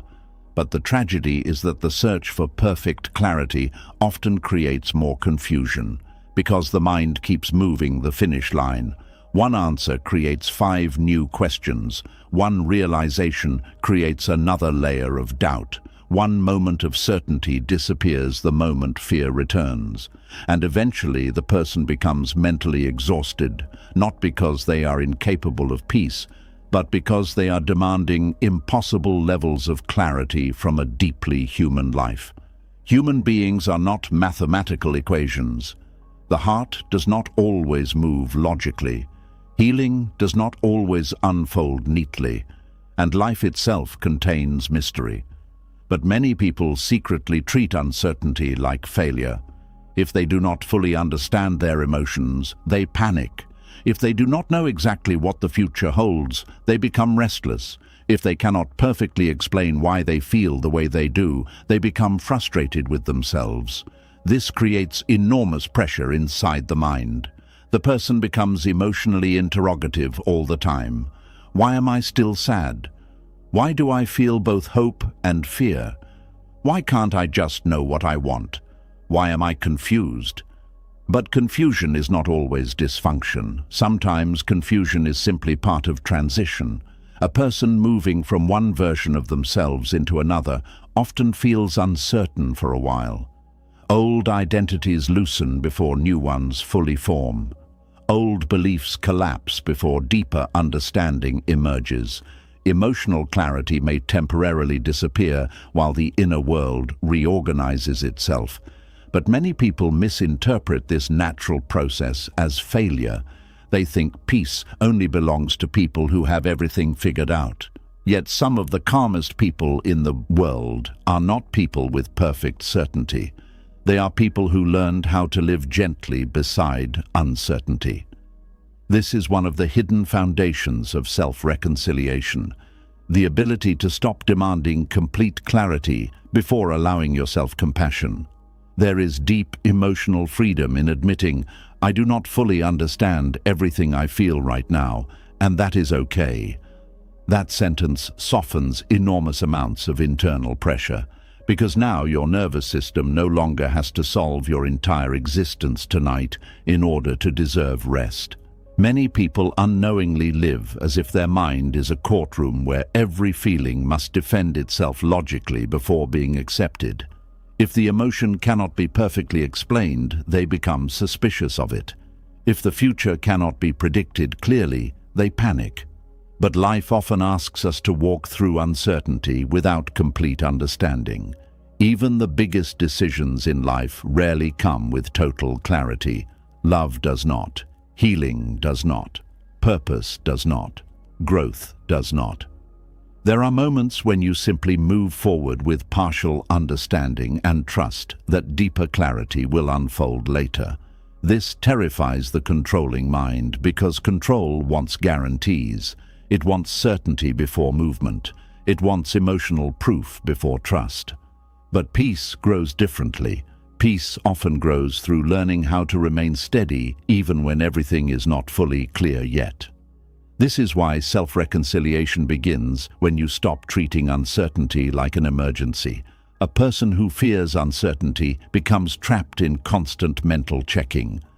They repeatedly analyze their emotions, repeatedly question their choices, repeatedly revisit conversations, repeatedly search for hidden meanings, repeatedly ask themselves whether they are healing correctly. But emotional life cannot always be managed through endless analysis. Sometimes the deepest healing happens when the mind finally stops trying to force certainty from every corner of existence.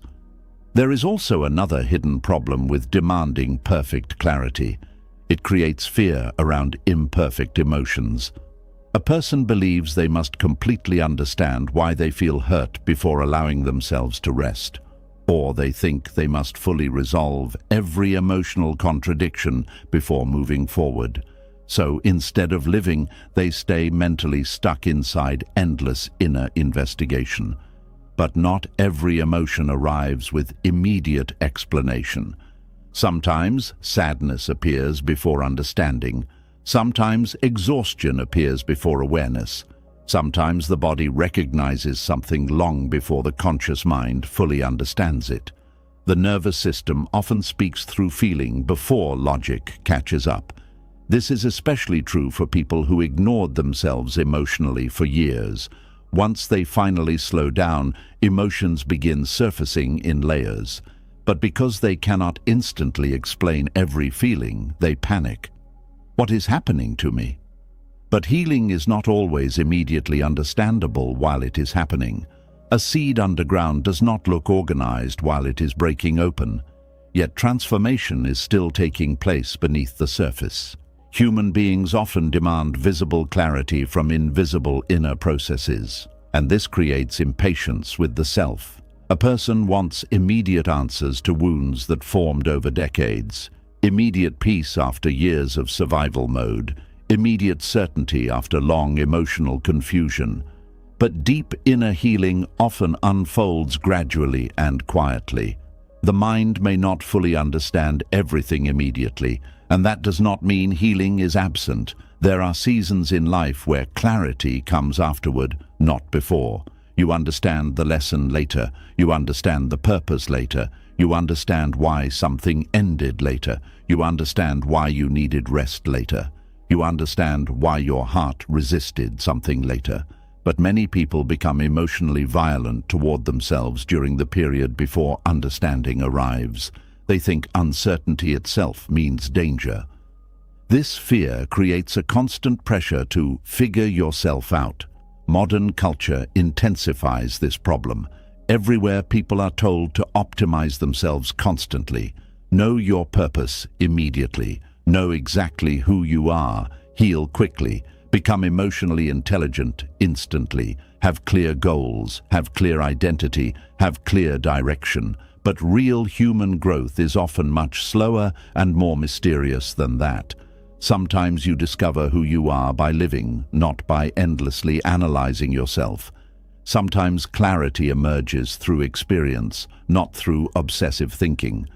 Sometimes the mind becomes clearer only after the nervous system finally rests. And perhaps this is why exhausted people often struggle to find clarity. A tired mind cannot always think clearly. Chronic stress narrows perception, fear distorts perspective, overanalysis creates mental fog. Yet instead of resting, many people push harder. They stay awake mentally all night trying to solve themselves. They replay conversations endlessly. They analyze every emotion. They demand certainty immediately. But the harder they force clarity, the more overwhelmed the mind becomes. This is similar to muddy water. The harder you stir muddy water trying to clear it quickly, the cloudier it becomes. But when left still for a while, the dirt naturally begins settling. The same is often true for the human mind. Some clarity arrives through stillness, not force. Some understanding emerges through patience, not obsession. Some emotional truths reveal themselves only after enough space exists inside the nervous system. But this requires trust, and trust is difficult for people who learned that uncertainty was unsafe. Perhaps they grew up in chaotic environments where unpredictability caused pain. Maybe they learned they had to constantly analyze everything to protect themselves emotionally. Maybe overthinking became a survival strategy. This is important to understand because many people are not controlling by nature. They became controlling because uncertainty once hurt them. A child growing up around emotional unpredictability often becomes hypervigilant. They monitor moods, they search for signs of danger, they overanalyze behavior. Over time, the nervous system learns that constant mental scanning equals safety. But later in life, this same pattern creates suffering. Now, the person cannot relax internally unless everything feels emotionally resolved. But life itself is unresolved much of the time. No one knows the future fully. No one understands themselves perfectly. No one maintains constant emotional certainty. The people who find deeper peace are often not those with the most answers. They are those who stopped demanding impossible levels of certainty from life itself. This does not mean becoming careless or passive. It means becoming emotionally flexible enough to tolerate ambiguity without collapsing into panic. That flexibility changes everything. Now, confusion does not automatically mean disaster. Uncertainty does not automatically mean failure. A difficult emotional season does not automatically mean you are lost forever. This creates psychological breathing room. Breathing room allows the nervous system to settle, and a settled nervous system often sees more clearly than a panicked one. Many people try to think their way into peace when what they truly need is nervous system safety. A frightened mind keeps searching because it believes one final answer will finally remove fear forever. But fear rarely disappears through total certainty, because life itself cannot provide total certainty. Instead, peace grows when you become capable of standing inside uncertainty without abandoning yourself. That is a very different kind of strength. A person who requires perfect clarity before feeling safe will suffer constantly because life keeps changing. Relationships shift, emotions evolve, plans fail. New chapters begin unexpectedly. Human beings themselves change over time. The need for total certainty becomes an impossible burden. But when you loosen your grip slightly, something beautiful happens. The mind softens, the heart relaxes, the body stops living in constant interrogation mode. You begin allowing yourself to exist without solving every mystery immediately. And this creates space for intuition. Not anxious guessing, not obsessive thinking, real intuition. Intuition often becomes easier to hear once mental panic quiets down. A frantic mind confuses fear for wisdom, but a calmer inner environment allows deeper knowing to surface naturally. This is one reason silence feels uncomfortable for many people. Silence removes distraction, it exposes uncertainty, it reveals unresolved emotions, and without constant stimulation, the mind begins searching desperately for clarity. But silence also teaches something important. Not every unanswered question needs immediate resolution. Some questions can remain open for a while. Some emotions can remain partially understood. Some experiences need time before meaning becomes visible. This is difficult for perfectionistic minds. Perfectionism does not only demand perfect performance, it often demands perfect understanding too. The person feels they must fully understand themselves before they deserve peace. But no human being fully understands themselves all the time. The psyche contains depth. Memory, biology, unconscious conditioning, nervous system responses, old wounds, hopes, fears, instincts, contradictions, desires, and changing emotional states all interact continuously. Human beings are not static creatures. We evolve, and evolving naturally includes periods of uncertainty. There are seasons where you outgrow old versions of yourself before knowing exactly who you are becoming next. These seasons can feel emotionally disorienting, but they are not signs of failure, they are signs of transition. A caterpillar dissolves completely before becoming something new. During that process, there is no stable final form yet, only transformation unfolding invisibly. People experience emotional versions of this throughout life. Old identities collapse, old beliefs loosen, old coping patterns stop working, and before deeper clarity forms, there is often confusion. But confusion is not always something to fear. Sometimes confusion means the old story no longer fits. This is why demanding perfect clarity too early can interrupt healing. The mind becomes so desperate for certainty that it rushes toward premature conclusions. I must be broken. I will never change. This feeling means something terrible. But emotionally charged conclusions made during uncertainty are often distorted by fear. Wisdom allows more patience. It says, I do not need to know everything tonight. That sentence alone can soften years of mental tension. because many people secretly believe their value depends on how quickly they solve themselves. But you are not a puzzle that must be completed perfectly before deserving love, peace, or rest. You are a living human being learning through experience. Some lessons arrive slowly, some answers unfold over years, some forms of understanding only emerge after pain has softened enough for perspective to appear.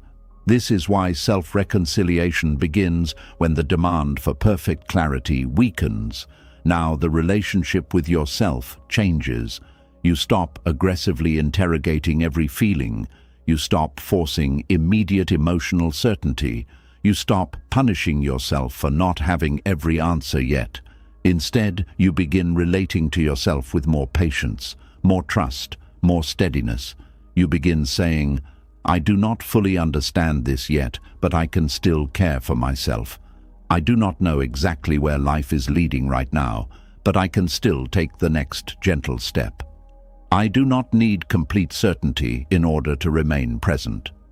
These sentences calm the nervous system profoundly because they remove impossible demands. The body no longer has to stay hyper-alert, searching for final answers constantly. This allows real rest to begin, and rest changes perception. A rested mind often sees what an exhausted mind could not.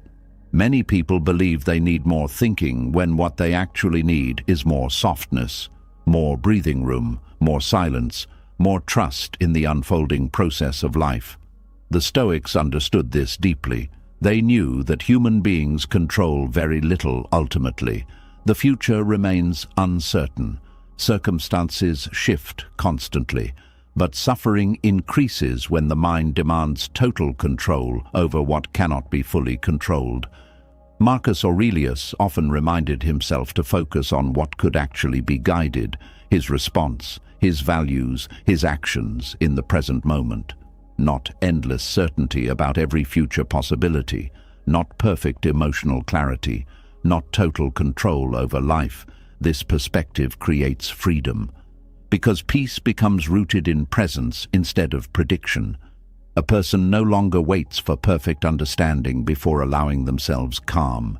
They stop postponing peace until all questions disappear. And perhaps this is one of the greatest emotional shifts a human being can experience, realizing that uncertainty itself does not make you unsafe.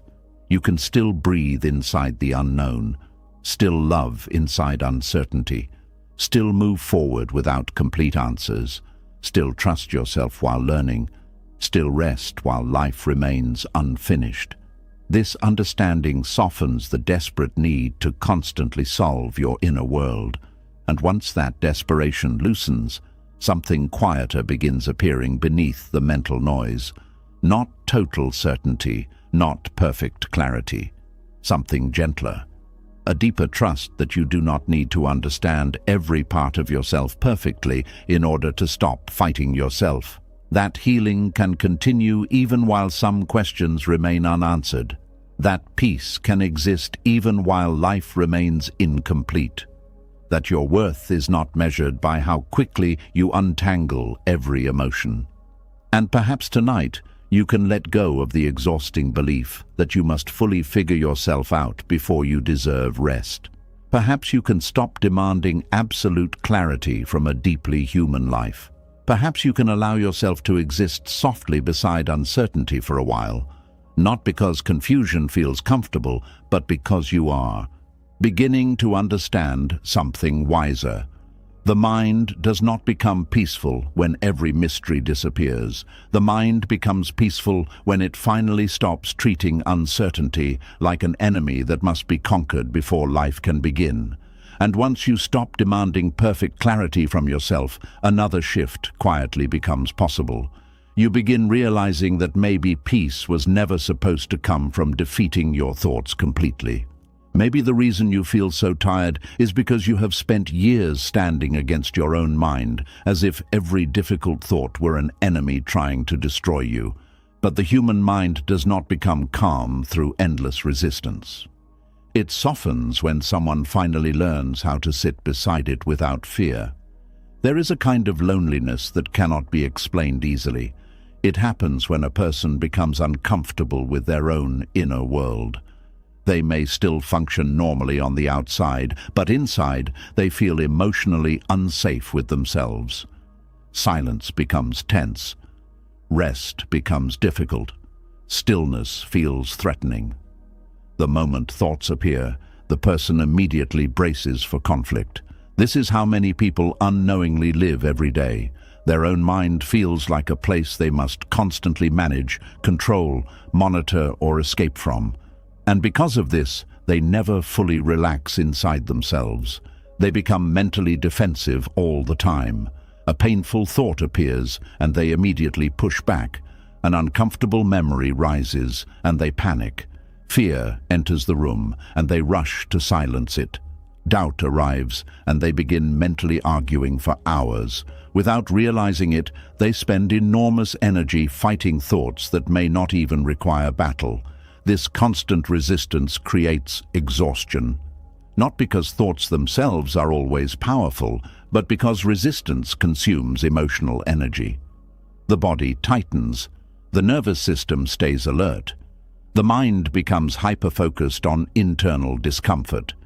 Everything inside turns into opposition. But there is another way to relate to the mind, a quieter way, a steadier way, a way that does not require surrendering to every thought, but also does not require endless war against them. This is the art of sitting beside your thoughts instead of standing against them. And for many people, this changes their entire emotional life, because most suffering does not come only from thoughts themselves. It comes from the immediate reaction that follows them. The mind says, "What if something goes wrong?" Then the body reacts with fear. Then another thought appears. "You should not be thinking like this." Then shame enters. Then panic arrives, because now the person is afraid of the fear itself. The original thought may have lasted only seconds, but the resistance creates hours of emotional suffering. This is why fighting thoughts often strengthens them. Attention feeds mental activity. Fear intensifies focus. And the more emotionally charged a thought becomes, the more the mind keeps returning to it. But when you stop treating thoughts like enemies that must be defeated immediately, something unexpected happens. The emotional intensity begins losing fuel. This does not happen because the thought magically disappears. It happens because the relationship with the thought changes. There is enormous difference between saying, "This thought is here," and saying, "This thought is ruining me." One creates observation, the other creates emotional war. Many people never learned how to sit beside their thoughts because they were taught that difficult emotions should be eliminated quickly. Stay positive, stay strong, stay productive. Do not dwell, do not feel too much. So whenever uncomfortable thoughts appeared, they immediately tried to outrun them. But thoughts that are constantly chased often chase back harder. A person spends all day distracting themselves because they are afraid of being alone with their own mind. Music constantly playing, phone constantly scrolling, noise constantly filling the room, productivity filling every empty hour. And underneath all of it is one hidden fear. What if I stop moving and my thoughts catch me? This fear creates inner separation. The person begins living as if their mind is a dangerous place, but eventually every distraction becomes temporary. Night comes, silence arrives, the world slows down, and suddenly the thoughts return stronger because they were never actually understood. They were only avoided. Avoidance often creates accumulation. Unfelt emotions pile up quietly. Unprocessed thoughts gather weight. The nervous system stores tension that never fully leaves, and eventually the mind becomes crowded. This is why sitting beside your thoughts is not passive weakness, it is courageous emotional presence. Presence means you stop running from your own inner experience long enough to witness it honestly, not to drown inside it, not to obey every thought, not to analyze endlessly. simply to remain present without immediate resistance. This sounds simple, but for many people it feels terrifying at first because they are used to fighting themselves automatically. A thought appears, they tense, an emotion rises, they criticize themselves, anxiety enters, they try to force it away immediately, but sitting beside your thoughts asks something different from you. It asks you to stop reacting instantly, to breathe before interpreting, to notice before attacking, to allow space before panic. This changes the nervous system profoundly, because the nervous system learns safety not only from external environments, but from internal relationships too. A person who constantly attacks themselves internally creates an atmosphere of danger inside their own body, but a person who responds to inner difficulty with steadiness creates internal safety, and safety allows healing. This is why emotionally safe people often appear calmer even during difficulty. It is not because they never have painful thoughts, it is because they are no longer terrified of having them. There is freedom in no longer fearing your own mind. Many people secretly believe that if they stop fighting their thoughts, the thoughts will consume them completely. But often the opposite happens. The mind becomes less aggressive once it no longer feels constantly resisted. Think of quicksand. People panic and fight wildly because they fear sinking, but frantic resistance often pulls them deeper. Survival experts teach something surprising instead. Slow down, stop thrashing, spread your weight, work with steadiness instead of panic. The mind often works similarly. Frantic resistance increases emotional sinking. Steady observation creates space. This does not mean every thought is harmless. Some thoughts reflect deep pain, unresolved trauma, or distorted beliefs that deserve compassionate attention.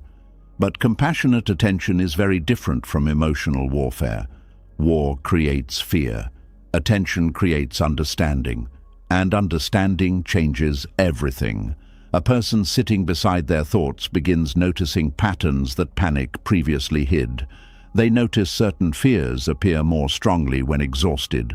Certain insecurities grow louder after rejection. Certain old memories return during loneliness. Certain thoughts intensify when the body is stressed. This awareness creates wisdom. Now the person stops seeing every thought as objective reality. Instead, they begin recognizing thoughts as experiences influenced by emotional states, nervous system patterns, and past conditioning. This recognition softens fear, because fear often grows strongest in confusion.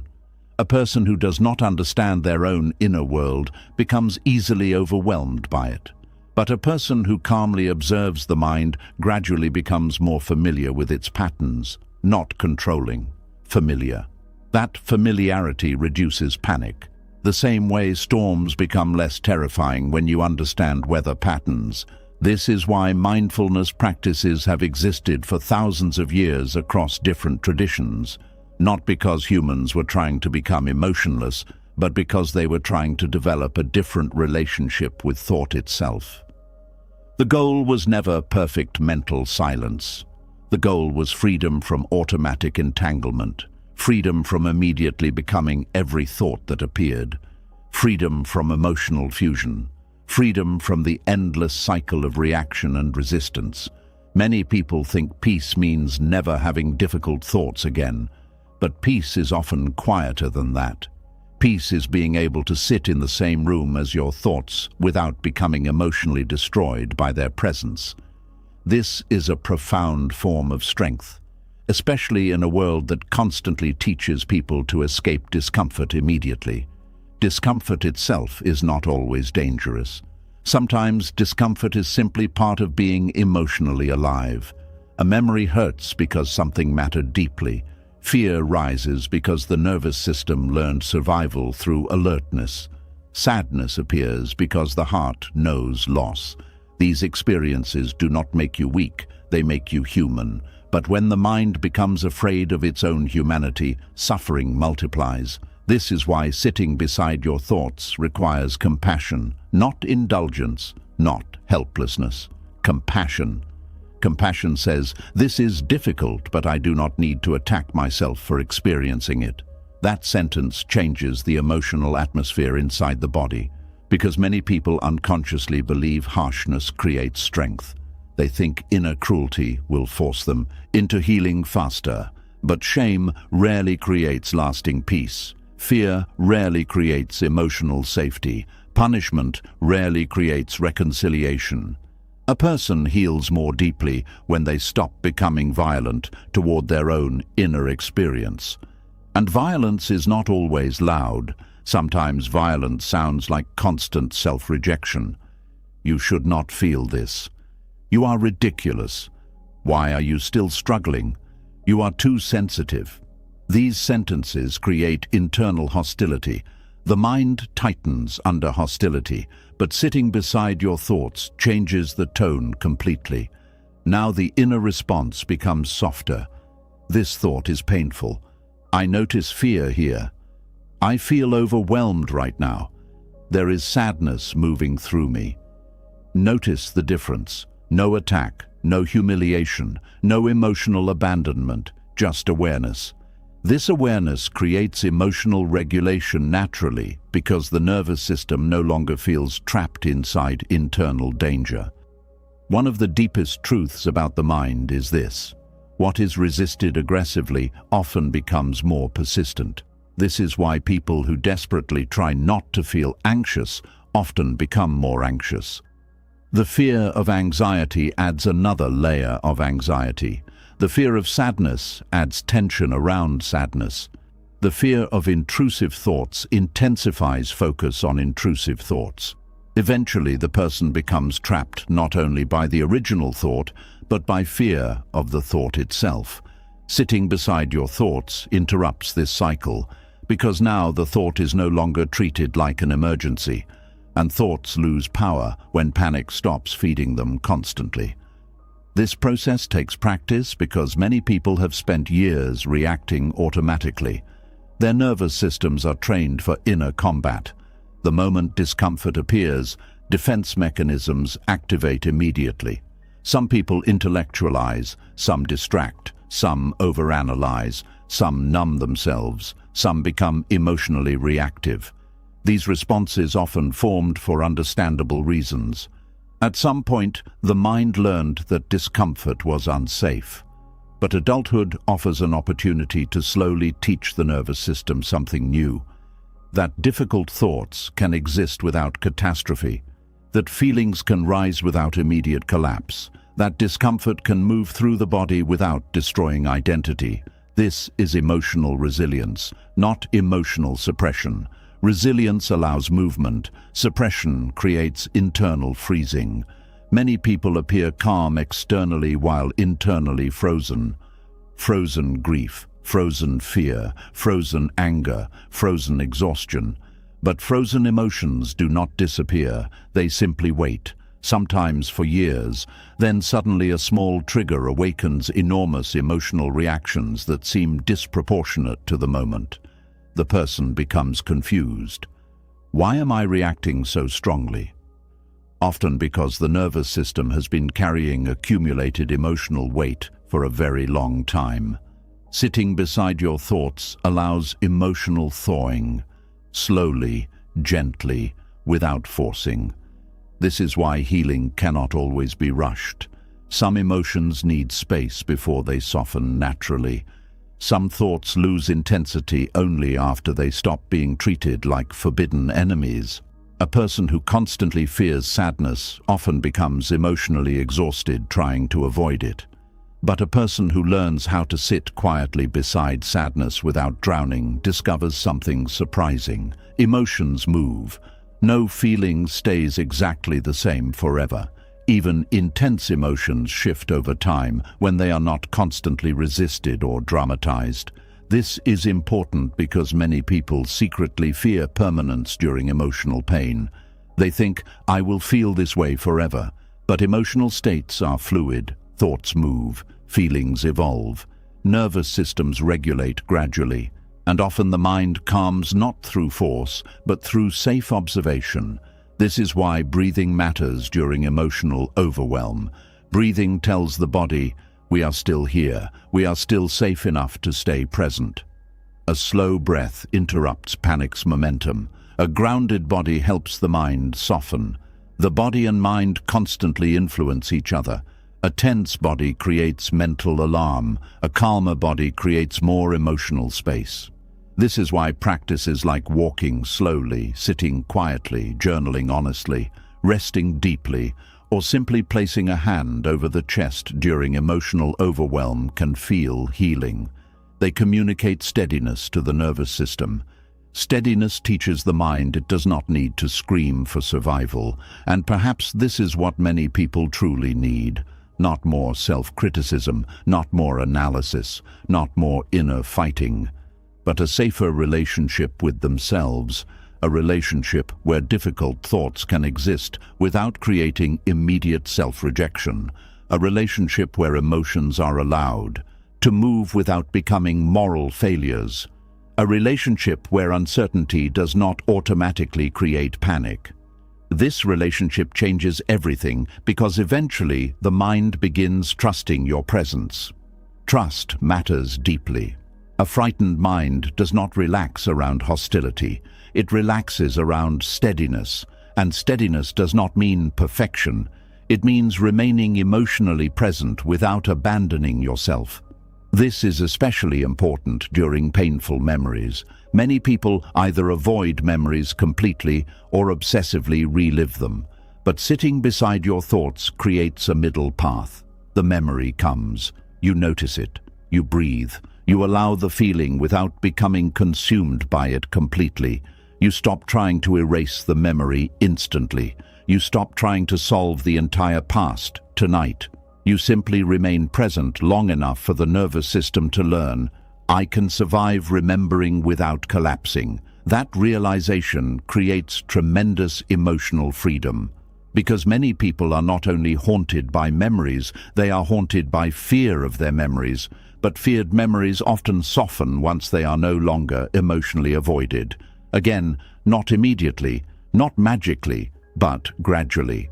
The nervous system learns that presence is survivable, and this changes the relationship with pain itself. Pain stops becoming proof of danger. It becomes part of human experience moving through awareness. This perspective also softens perfectionism. A perfectionistic mind constantly evaluates itself. Am I thinking correctly?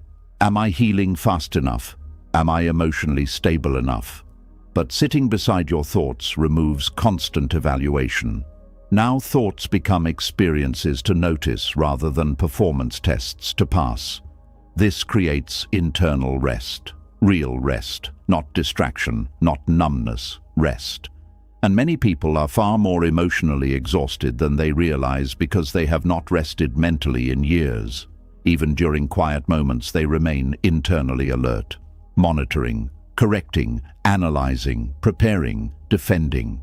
The nervous system never fully relaxes because the person never fully stops fighting themselves. But sitting beside your thoughts interrupts that exhausting cycle. You stop trying to win against your own humanity. You stop treating every difficult feeling like an opponent. You stop turning your mind into a battlefield. And little by little, the internal atmosphere changes. Thoughts still come, emotions still move, fear still appears sometimes, but the relationship becomes less violent, less panicked, less exhausting. This is self-reconciliation, not the destruction of the mind, the softening of the war against it. And perhaps tonight, for the first time in a long while, you can let your thoughts exist without immediately standing against them. You can let fear speak without surrendering your life to it.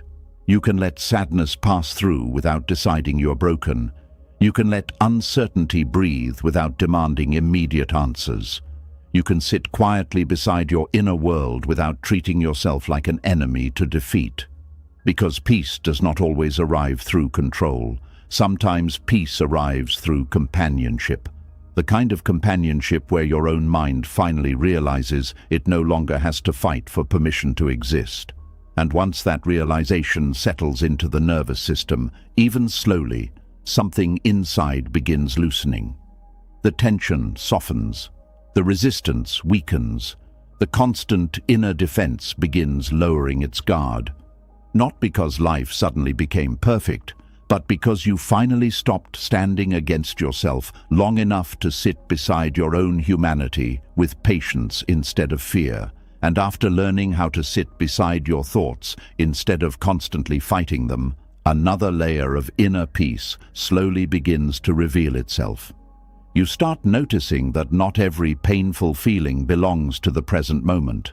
Some emotions are echoes, old fears repeating themselves through new situations, old wounds reacting before the mind fully understands what is happening, old pain speaking in familiar emotional tones long after the original moment has passed.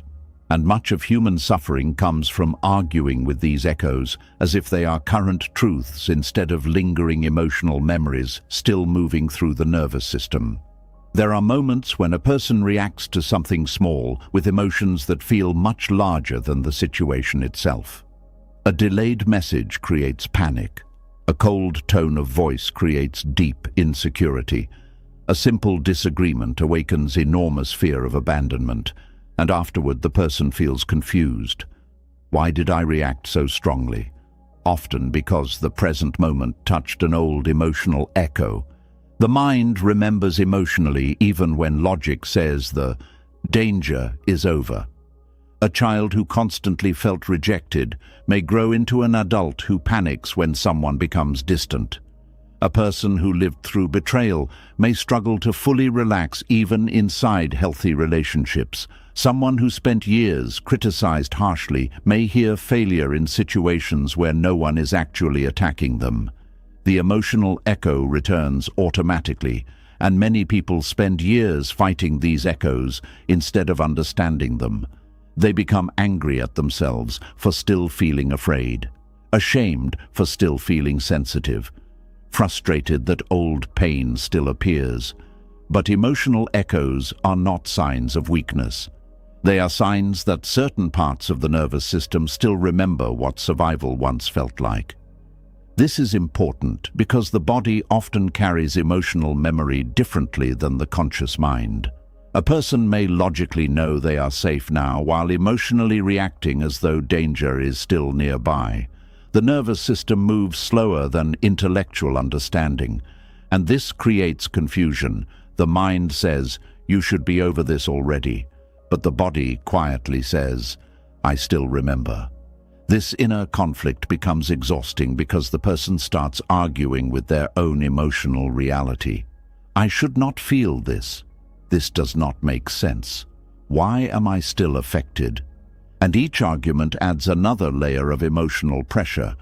But the quiet wisdom of healing often begins when you stop arguing with the existence of old emotional echoes. Not because the echoes are always accurate, not because they should control your life, but because fighting their existence often deepens the suffering. There is a major difference between acknowledging an emotional echo and obeying it. Acknowledgement says, "Something old was activated inside me." Obedience says, "This feeling must define reality." Wisdom lives between these two extremes. A reconciled person can notice old fear without instantly believing the present moment is dangerous. They can recognize emotional pain without collapsing into shame. They can feel the echo without becoming consumed by it. This requires patience because emotional echoes often feel very real in the body. The heart races, the chest tightens, the stomach sinks. The nervous system reacts before logic fully catches up. And many people panic during this process because they assume intense feeling automatically means present danger. But emotional intensity is not always evidence of current truth. Sometimes it is evidence of old pain resurfacing. Think about how certain songs can suddenly bring back forgotten memories. One sound, one smell, one phrase, and suddenly the body remembers emotions from years ago. Emotional echoes work similarly. Certain situations awaken old emotional patterns automatically.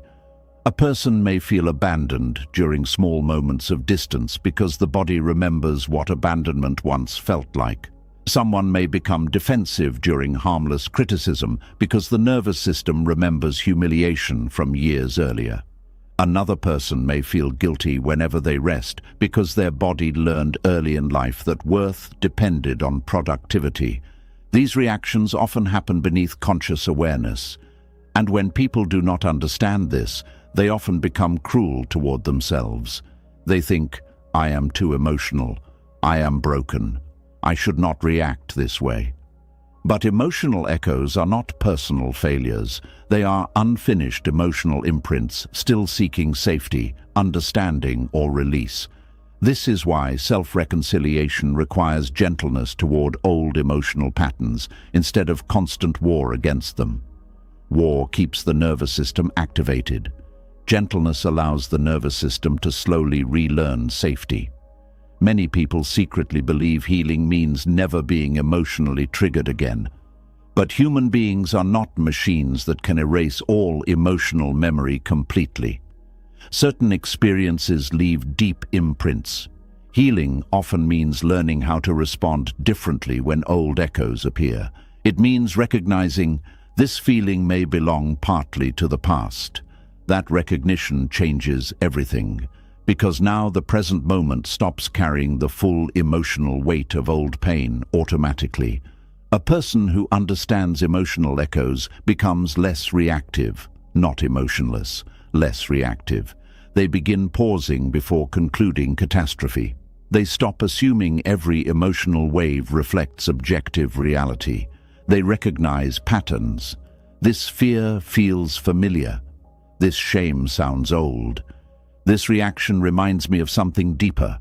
That awareness creates space between past and present, and space weakens emotional panic. Without awareness, emotional echoes often control behavior automatically. A person becomes distant to avoid rejection before rejection even happens. Another becomes controlling because uncertainty activates old fear. Someone else withdraws emotionally because vulnerability once caused pain.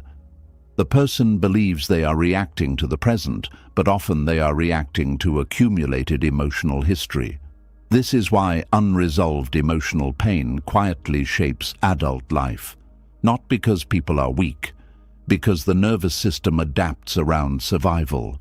And survival patterns do not disappear instantly once circumstances improve.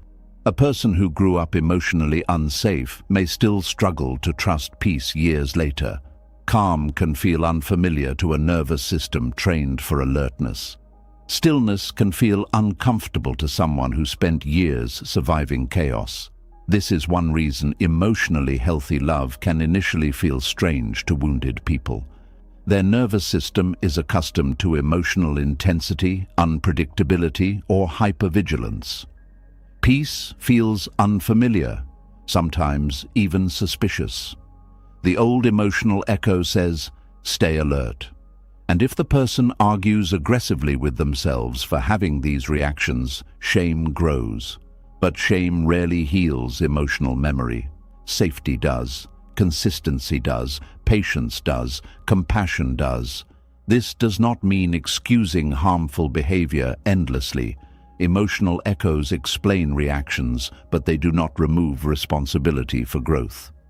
Healing still requires accountability. But accountability without self-hatred creates much healthier transformation.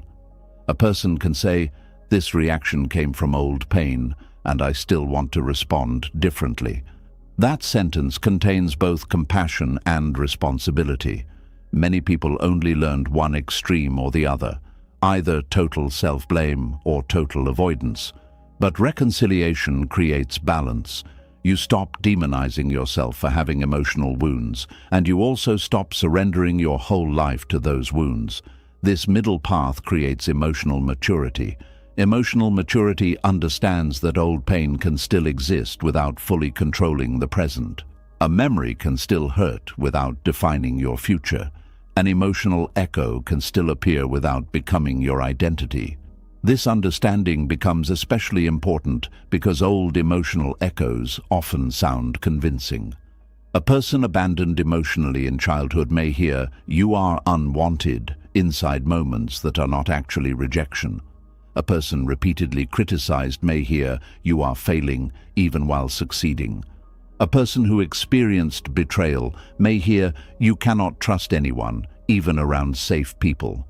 The nervous system speaks in familiar emotional language, and if you argue aggressively with these echoes, the nervous system often becomes more defensive. This is similar to trying to calm a frightened animal through yelling. Fear rarely softens through force. It softens through safety. The same is true internally. Old emotional echoes need steadiness more than punishment. They need recognition without panic. This is why mindfulness becomes powerful during emotional activation. Mindfulness allows you to notice what is happening internally without immediately becoming consumed by it. There is fear here. There is shame rising. This feels connected to something old. These observations reduce emotional fusion. You stop becoming the feeling completely. Instead, you witness it with awareness. Awareness creates room for choice. Without awareness, old emotional echoes run automatically. A person lashes out, withdraws, panics, overthinks, or self-sabotages without fully understanding why. But awareness interrupts automatic cycles. It creates the possibility of responding differently.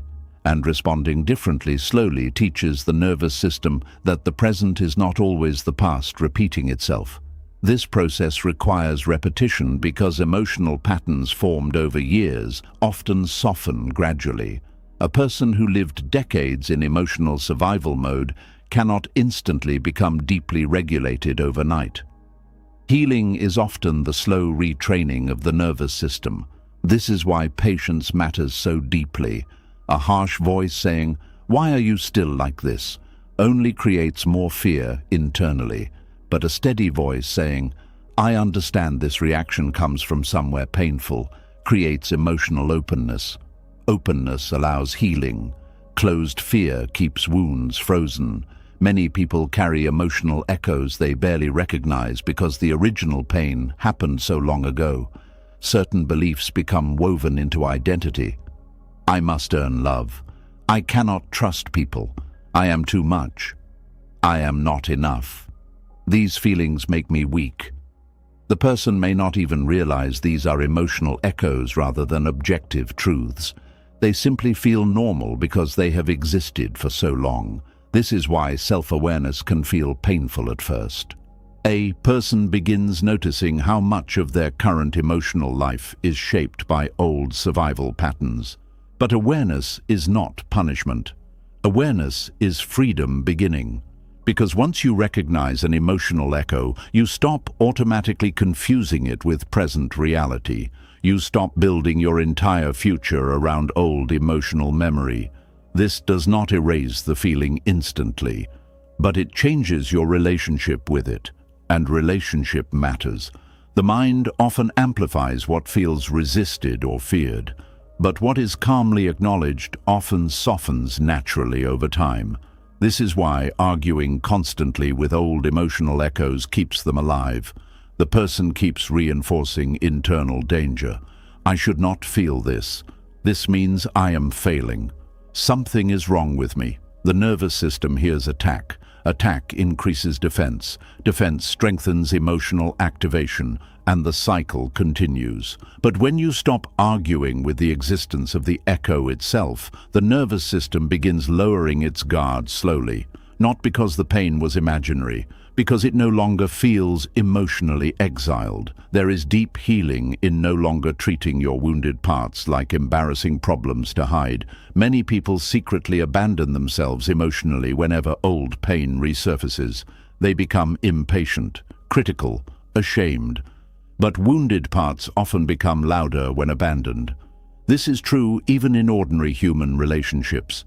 People often repeat themselves when they feel unheard. Emotional echoes behave similarly. Old fear repeats. Old shame returns, old grief resurfaces. Not necessarily to torture you, but because unresolved emotional material often seeks recognition and integration. Integration means the experience becomes part of your story without remaining an open wound controlling everything. A healed scar still remembers injury without remaining infected. Emotional healing works similarly. The memory may remain. The sensitivity may occasionally appear, but the reaction gradually loses its total power over your identity and choices. This is one reason forgiveness is often misunderstood. Forgiveness does not always erase emotional echoes immediately. A person may forgive someone intellectually, while the nervous system still carries emotional caution. Healing sometimes unfolds in stages. The mind understands before the body fully relaxes. This is normal, but many people become discouraged because they expect emotional healing to happen instantly once they know better. The nervous system moves through repetition, safety, experience, and time, not just logic. This understanding softens self-judgment enormously, because now emotional echoes stop feeling like proof of failure. They become reminders of what the nervous system survived, and survival deserves compassion, not endless pity. Compassion. There is strength in recognizing that some parts of you learned fear for understandable reasons. The goal is not to hate those parts. The goal is to help them slowly experience safety differently. This requires presence. When emotional echoes rise, many people disappear from themselves emotionally. They distract, numb, panic, overanalyze, or self-attack. But presence says something different. I am here. This feeling can exist without controlling everything. This reaction makes sense given my history. I can breathe through this moment. These responses calm the nervous system because they remove emotional abandonment.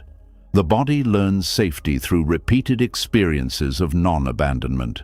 This changes emotional resilience profoundly. A resilient person is not someone who never feels activated. A resilient person is someone who can remain connected to themselves during activation. This connection creates internal trust. And trust matters because many people secretly distrust themselves emotionally.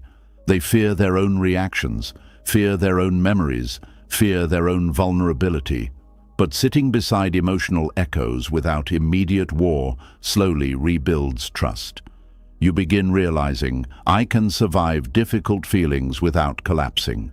That realization creates emotional confidence, not perfection, confidence.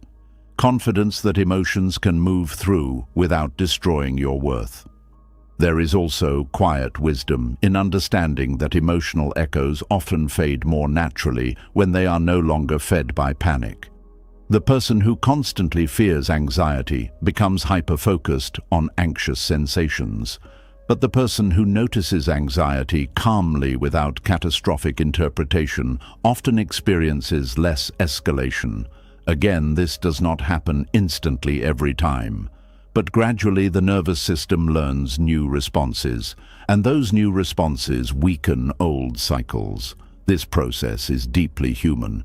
Healing rarely happens through dramatic emotional victories. It often happens through quiet repetitions of steadiness, one breath, one pause, one moment of self-compassion, one decision not to panic, one choice to stay present instead of running. These moments accumulate slowly, and slowly the emotional echo becomes less overwhelming, not erased, less controlling. The memory remains part of the story without remaining the center of identity. This creates freedom, freedom to love without complete emotional imprisonment by old fear, freedom to rest without guilt controlling every quiet moment, freedom to experience closeness without immediate panic about abandonment, freedom to exist in the present without constantly reliving the emotional atmosphere of the past. Many people are physically living in the present while emotionally reacting from old rooms they left years ago. old classrooms, old homes, old relationships, old humiliations, old losses. The nervous system still remembers the emotional temperature of those experiences, but healing teaches the body something new. The danger is not happening right now. That sentence sounds simple, but for deeply activated nervous systems, it can feel revolutionary. Because once the body begins believing safety is possible again, the emotional echoes lose some of their urgency. They stop screaming quite so loudly. And perhaps tonight, instead of fighting every old feeling that rises inside you, you can simply notice it with softer eyes. Not everything that hurts belongs to this exact moment. Not every fear reflects present danger. Not every emotional reaction means you are broken. Some feelings are echoes from older chapters still moving through the nervous system searching for reassurance. And maybe peace begins not when those echoes disappear forever, but when you stop arguing with the fact that they still exist sometimes. Maybe healing begins when you stop treating your emotional history like an enemy to erase. Maybe wisdom begins when you can quietly say, "Yes, I hear the old fear. Yes, I recognize this pain. Yes, part of me still remembers. And I do not need to hate myself for that." That sentence alone carries enormous gentleness, because the deepest healing often does not come from conquering your wounded parts. It comes from finally meeting them without shame, long enough for them to realize they are no longer alone inside you anymore. And once you stop arguing with old emotional echoes, something even deeper begins to become clear. Not every thought that rises inside you is a truth asking to be believed. Some thoughts are pain signals. Some thoughts are the mind's way of pointing toward a place inside you that feels tired, threatened, unseen, or unhealed. And if you mistake every painful thought for reality, you may spend your whole life obeying wounds that were only asking for care. There are thoughts that arrive like facts, but underneath them is pain. A thought says, "Nobody really cares about me," but beneath it may be loneliness. A thought says, "I am not good enough," but beneath it may be shame from years of comparison. A thought says, "Something bad will happen," but beneath it may be a nervous system that has forgotten how safety feels. A thought says, "I always ruin everything," but beneath it may be an old wound still carrying the memory of being blamed too much. This is where many people suffer without knowing why. They believe the thought because the thought feels strong. They assume intensity means accuracy. They think, if this thought hurts this much, it must be true. But pain is not proof. Pain is information. Pain tells you something needs attention, but it does not always tell you the full story. A headache tells you something is happening in the body, but it does not automatically tell you that your whole body is failing. A sore muscle tells you there is strain, but it does not mean you are permanently damaged. In the same way, a painful thought may tell you there is emotional strain, but it does not automatically reveal the truth about your worth, your future, or your identity. This is one of the most freeing things a person can learn. Some thoughts are not wisdom.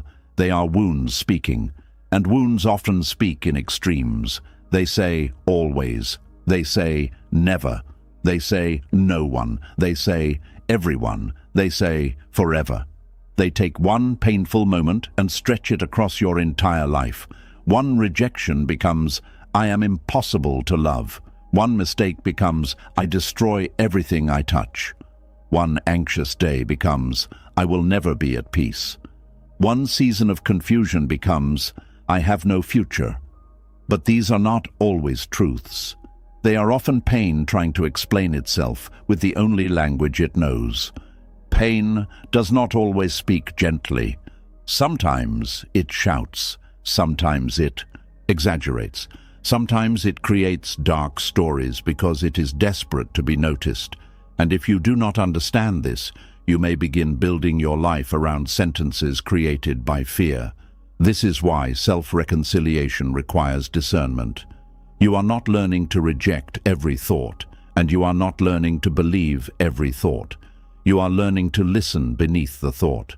When the mind says, "I am not enough," you do not have to immediately argue or collapse. You can pause and ask, what pain is speaking through this thought? Maybe it is the pain of always having to prove yourself. Maybe it is the pain of being compared. Maybe it is the pain of feeling unseen. Maybe it is the pain of carrying standards no human being could meet without breaking. That question changes everything, because instead of treating the thought like a final verdict, you begin treating it like a doorway into understanding. A painful thought is often the surface. Beneath it is the wound. Beneath the wound is a need. And beneath the need is usually something deeply human. Safety, love, rest, reassurance, dignity, forgiveness, belonging, or permission to stop performing. Many people stay trapped at the surface. They wrestle with the sentence itself all day.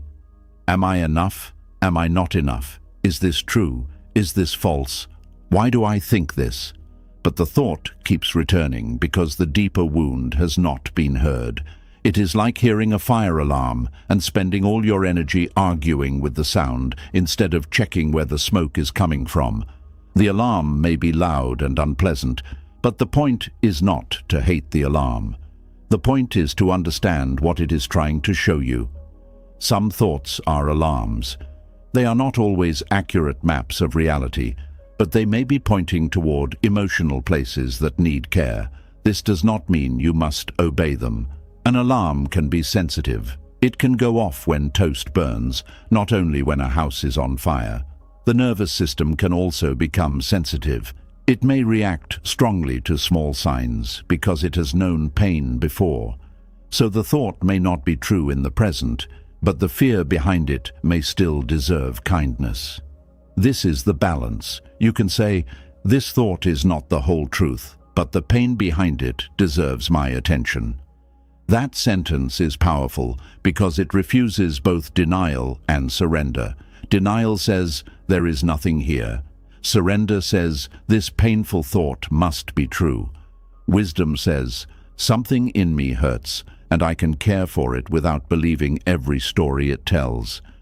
This is emotional maturity. A person who lacks this skill either suppresses painful thoughts or becomes swallowed by them.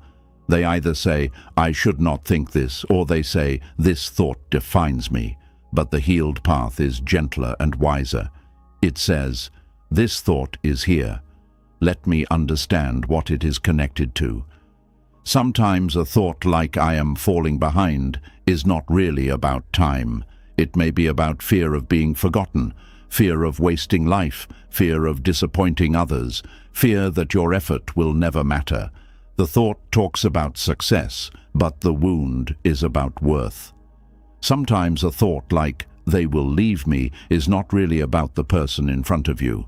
It may be about old abandonment, old inconsistency, old moments where love felt unstable. The thought talks about the future, but the wound remembers the past. Sometimes a thought like, I cannot handle this, is not a true measurement of your strength. It may be exhaustion speaking. It may be the body saying, I have carried too much without rest. The thought talks about weakness, but the signal may be fatigue. This is why you must be careful with thoughts that appear during emotional pain. They may sound like truth, but they may be translated pain. A tired mind often speaks hopelessly.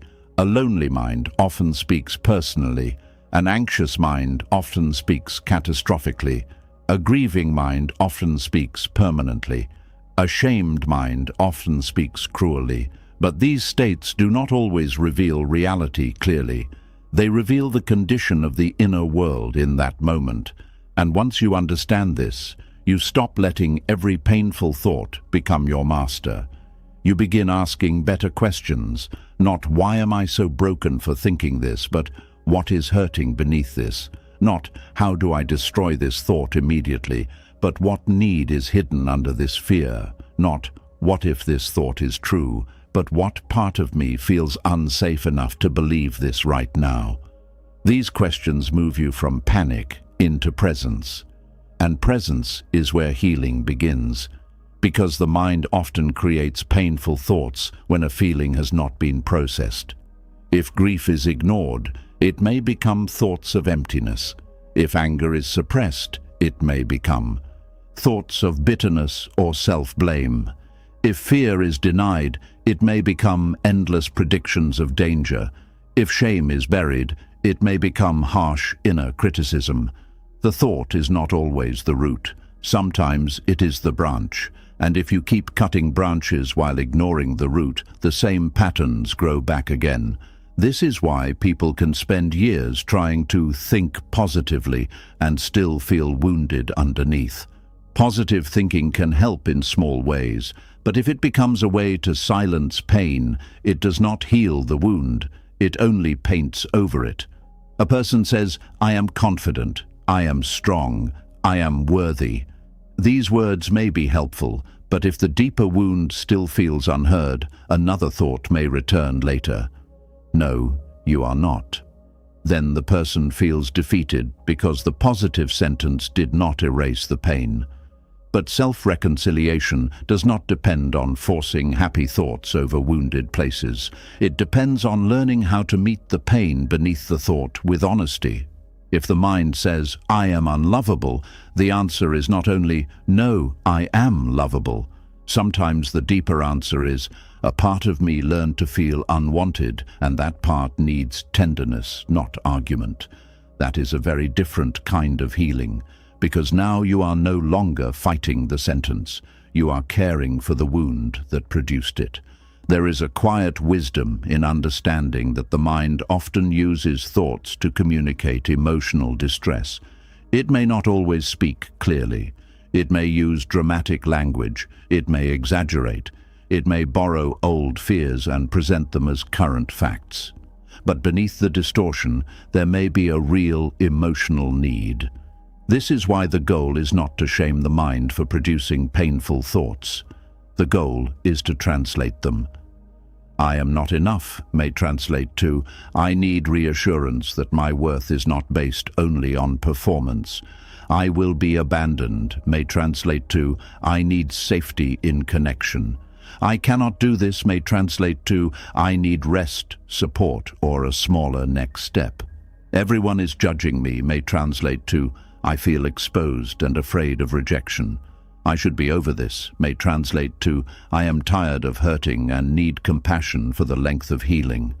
When you translate thoughts this way, they become less frightening. They stop looking like enemies. They become messages from parts of you that may be clumsy, scared, and overwhelmed, but not evil. This does not mean every thought should be trusted. Some thoughts are distorted, some are repetitive, some are shaped by old wounds that no longer match the present, some are mental noise created by stress. But even distorted thoughts can reveal emotional pressure. A thermometer does not cure a fever, but it shows you something is happening. A painful thought may not be truth, but it may show you where the inner temperature is rising. And once you stop mistaking every pain signal for reality, you gain freedom. You no longer need to collapse every time the mind says something dark. You no longer need to argue for hours with every painful sentence.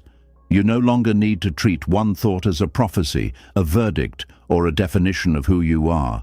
You can notice it. You can breathe. You can ask what it is connected to. You can respond with care instead of panic.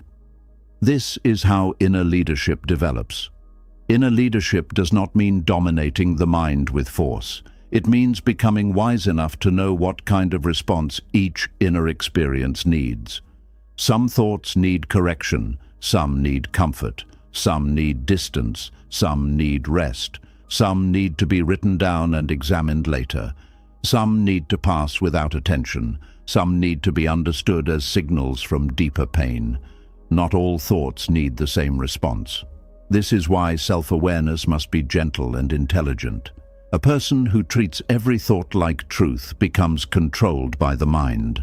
A person who treats every thought like garbage becomes disconnected from themselves. A reconciled person learns to listen with discernment. They can say, "This thought is painful, but pain alone does not make it true. Let me look deeper." This protects them from two traps: blind belief and emotional rejection. Blind belief makes the thought king. Emotional rejection makes the wound lonely. Discernment creates a third way. You hear the thought, but you do not worship it. You notice the pain, but you do not become ashamed of it. You allow the signal, but you do not let it drive your whole life. That is peace with strength inside it. Many people have never been taught this. They were taught to either push through pain or drown in it. They were not taught to interpret it. So when painful thoughts come, they panic. They assume the mind is attacking them. But sometimes the mind is not attacking. It is waving a flag from a place you have not visited in a long time. Maybe the thought is pointing toward a boundary you keep ignoring. Maybe toward rest you keep postponing. Maybe toward grief you keep minimizing. Maybe toward a need you keep calling weakness. Maybe toward a truth you are afraid to admit. This is why it is important not to dismiss every painful thought too quickly.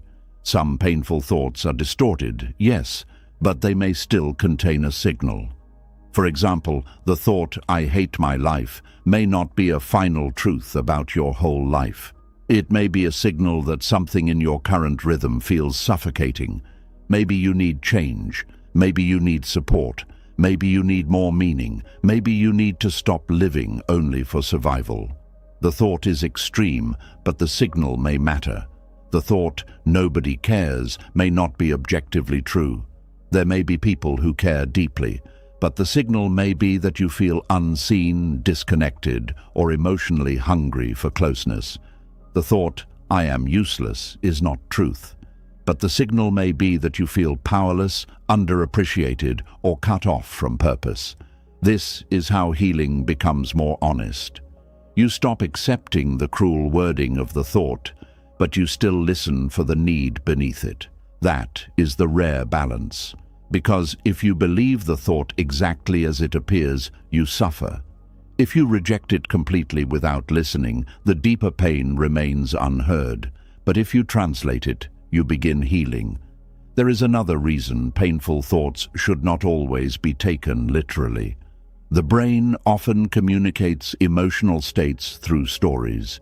If you feel unsafe, the brain may create a story about danger. If you feel ashamed, the brain may create a story about being unworthy. If you feel lonely, the brain may create a story about being unwanted.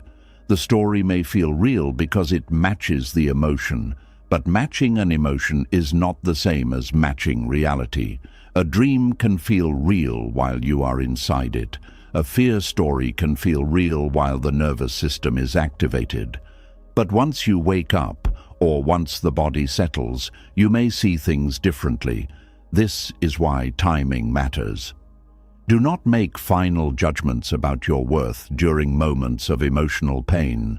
Do not make permanent conclusions about your future while your nervous system is in alarm. Do not believe every cruel thought that appears when you are exhausted. Pain distorts perspective, and part of self-reconciliation is learning to protect yourself from the mind's harshest interpretations during your most vulnerable moments. There is great kindness in saying, "I will not decide who I am while I am hurting." That sentence can save a person from years of unnecessary self-punishment. Because many people form identities around thoughts they had during pain. A child gets ignored and thinks, "I am not important." Then they carry that sentence for decades. A teenager gets rejected and thinks, "I am ugly or unlovable." Then they organize their whole personality around that wound. An adult fails publicly and thinks, "I am a failure." Then fear controls every future risk. But these were not truths. They were conclusions made in pain. And painful conclusions often feel permanent because they were formed when the heart was open and defenseless. Healing means revisiting those conclusions with adult awareness, not to shame yourself for believing them, but to understand why they were created. You were trying to make sense of pain. That is what humans do. When something hurts, the mind searches for meaning. And if no loving explanation is available, the mind may blame the self. This happened because I am not enough. This happened because I am hard to love. This happened because something is wrong with me. Self-blame often gives the illusion of control. If the problem is you, then maybe you can fix yourself and prevent future pain. But this kind of control becomes a prison, because now pain turns into identity, and identity becomes difficult to question. This is why some thoughts need to be understood as old pain signals, not present truths. The thought, "I must earn love," may come from years of conditional acceptance. The thought, "I cannot trust anyone," may come from betrayal. The thought, "I must never make mistakes," may come from harsh criticism. The thought, "My needs are a burden," may come from being emotionally neglected. These thoughts did not appear from nowhere. They were learned through pain. But what was learned through pain can be softened through safety, awareness, and repeated new experience. This is why your mind needs patience. It may still produce thoughts from old emotional maps, even after your life has changed. That does not mean you are failing. It means the mind is still updating its understanding of safety, worth, and connection. A map drawn during a storm may not show the land clearly. If you keep using that map years later, you may still expect danger where there is now peace. Healing means slowly redrawing the map, and this happens through repeated moments of discernment. The thought comes. You pause. You identify the pain beneath it. You respond with truth and care. Over time, the mind learns new pathways. This is not instant, but it is real. The brain changes through repetition. Emotional patterns soften through repeated safe responses. Inner trust grows each time you refuse to abandon yourself during pain. And slowly, painful thoughts lose some of their authority. They may still visit, but they do not rule. They may still speak, but you do not kneel. They may still signal pain, but you no longer confuse the signal with your identity. This is one of the deepest freedoms in self-reconciliation. You stop being ruled by the first thing your mind says when it hurts. You stop treating every painful thought like a courtroom sentence. You stop letting wounds define reality without question. Instead, you become a compassionate interpreter of your own inner life. You learn to ask, what is this thought protecting? What is it remembering? What is it needing? What pain is trying to speak through this sentence? And with each question, the war softens, because you are no longer attacking your mind. You are no longer believing every painful thought. You are no longer ignoring the wound. You are listening wisely. And perhaps tonight, this truth can settle gently inside you. Your painful thoughts may feel loud, but loudness is not the same as truth. Some thoughts are cries from tired places. Some are alarms from old fear. Some are shadows of past wounds moving through the present. Some are signals asking for rest, care, safety, or understanding. You do not have to hate them. You do not have to obey them. You can listen beneath them. You can care for what hurts without surrendering your life to the story pain is telling.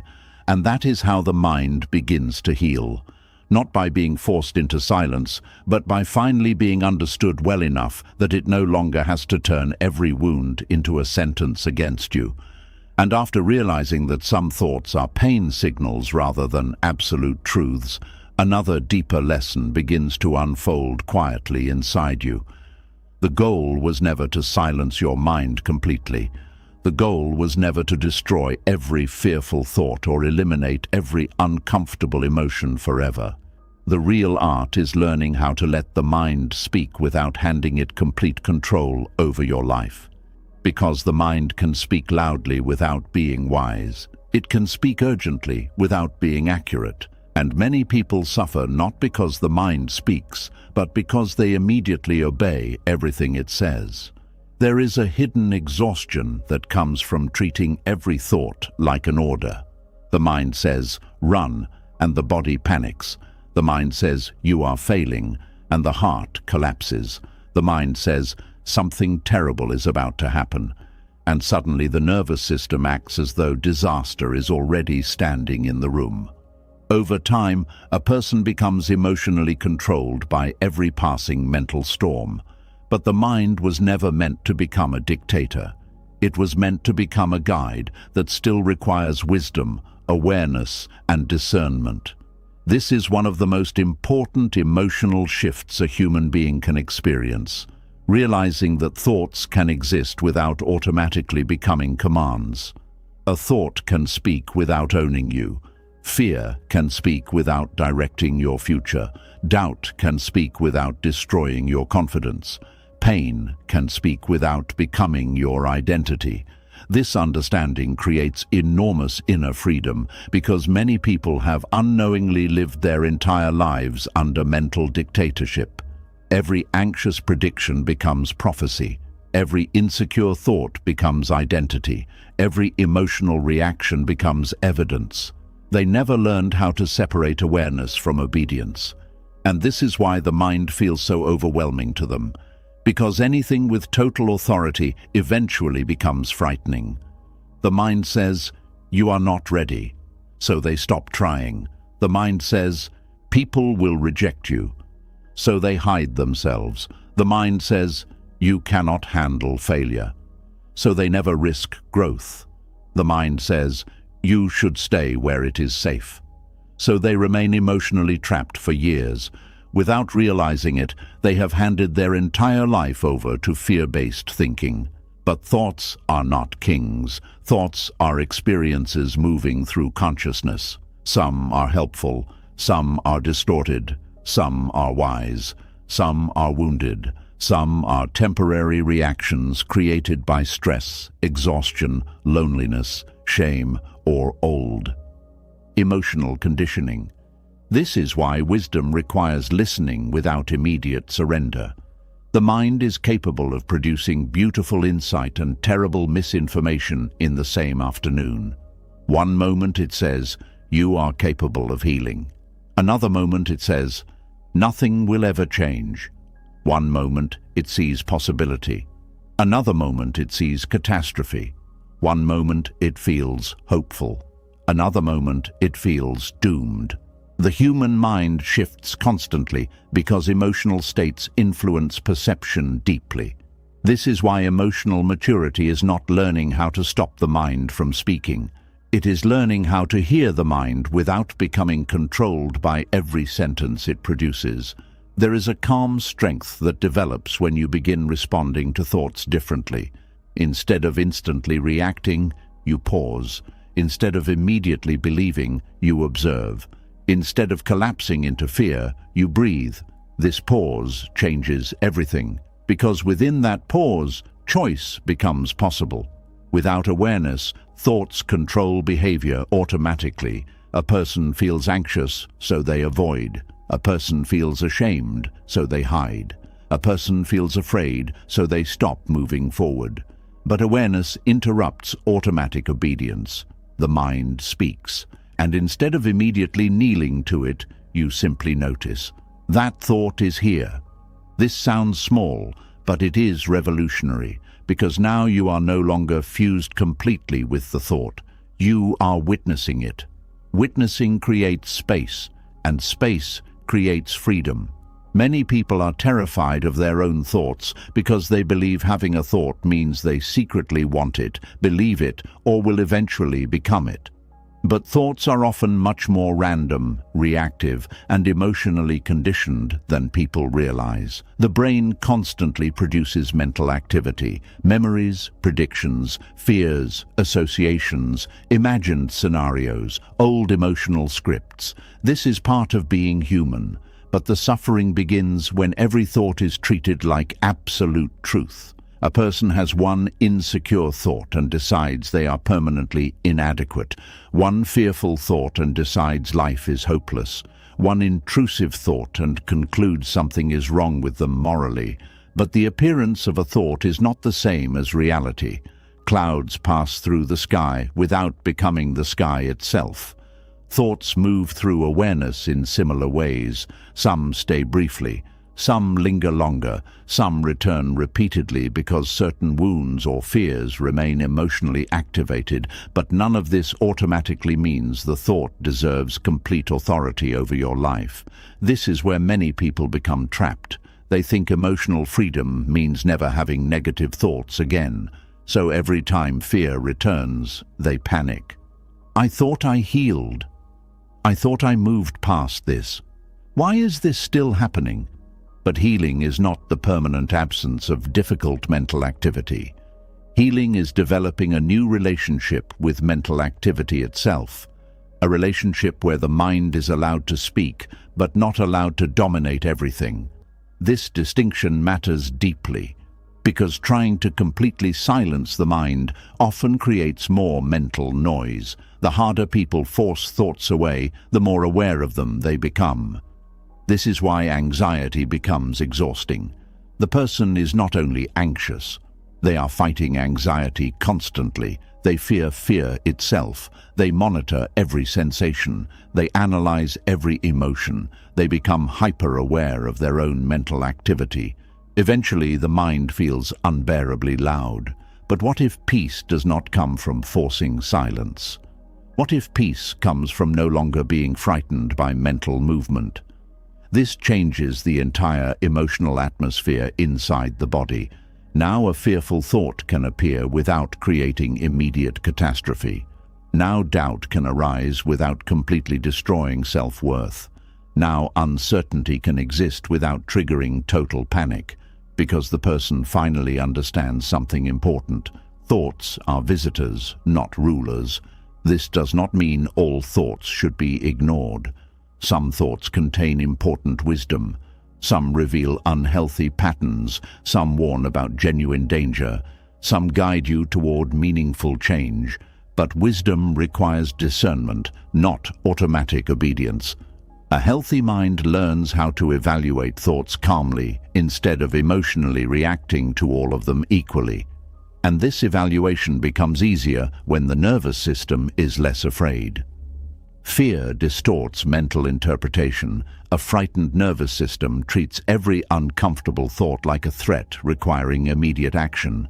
But a calmer nervous system can pause and ask, is this thought actually true? Is this thought useful? Is this thought coming from wisdom or fear? Is this thought connected to exhaustion, shame, loneliness, or old emotional pain? Those questions create emotional intelligence.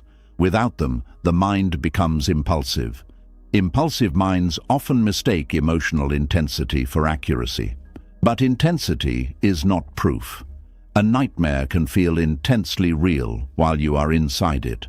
A panic attack can feel like death while the body is actually physically safe. Strong emotion affects perception. This is why thoughts created during emotional overwhelm should be approached carefully. A tired mind often speaks hopelessly.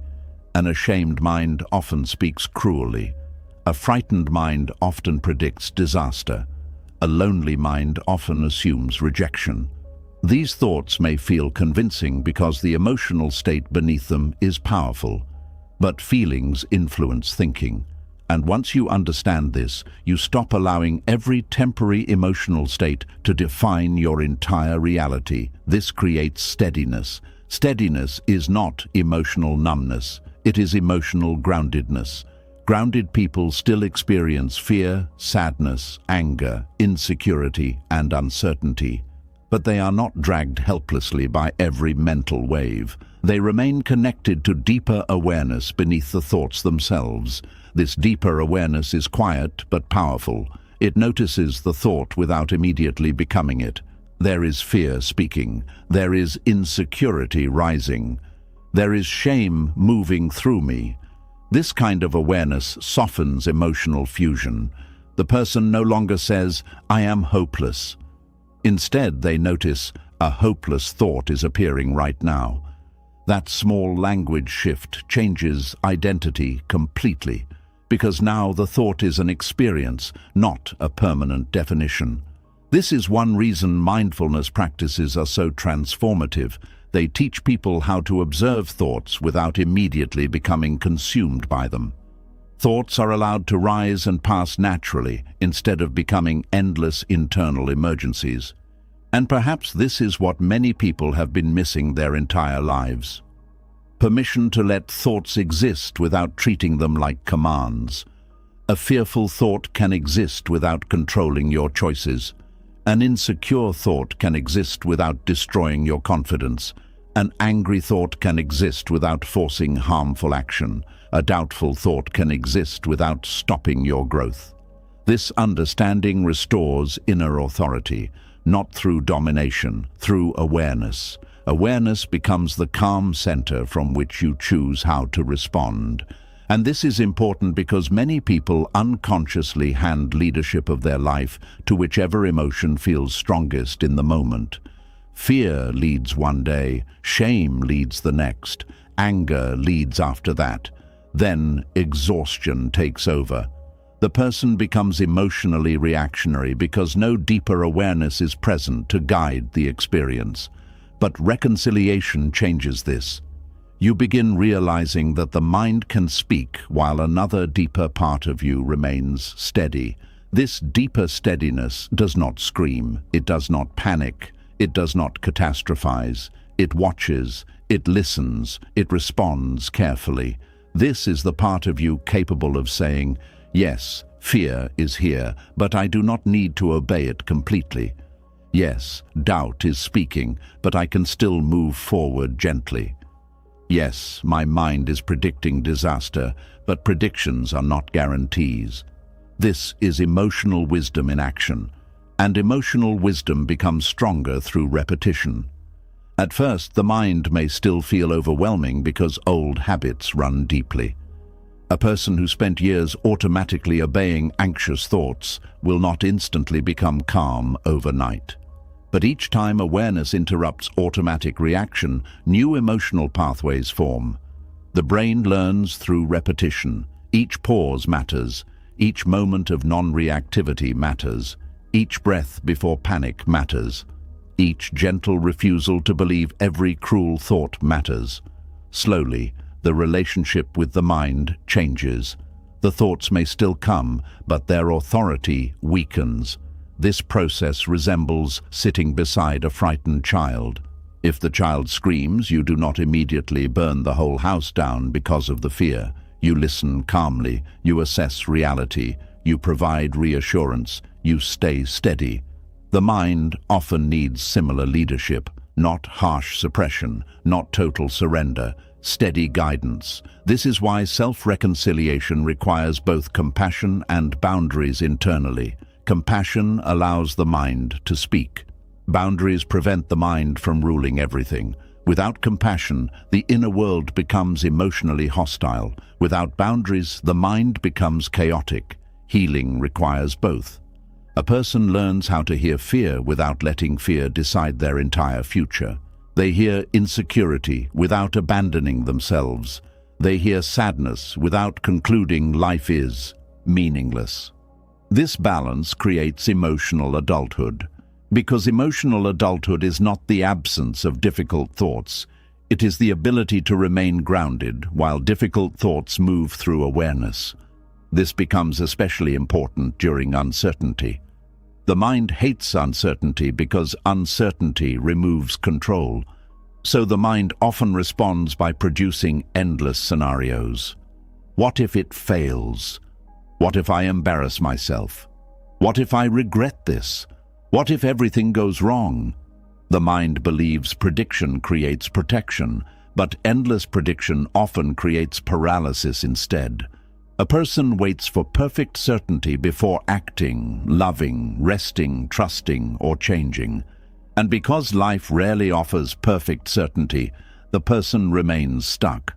But once you stop letting the mind rule through fear-based prediction, movement becomes possible again.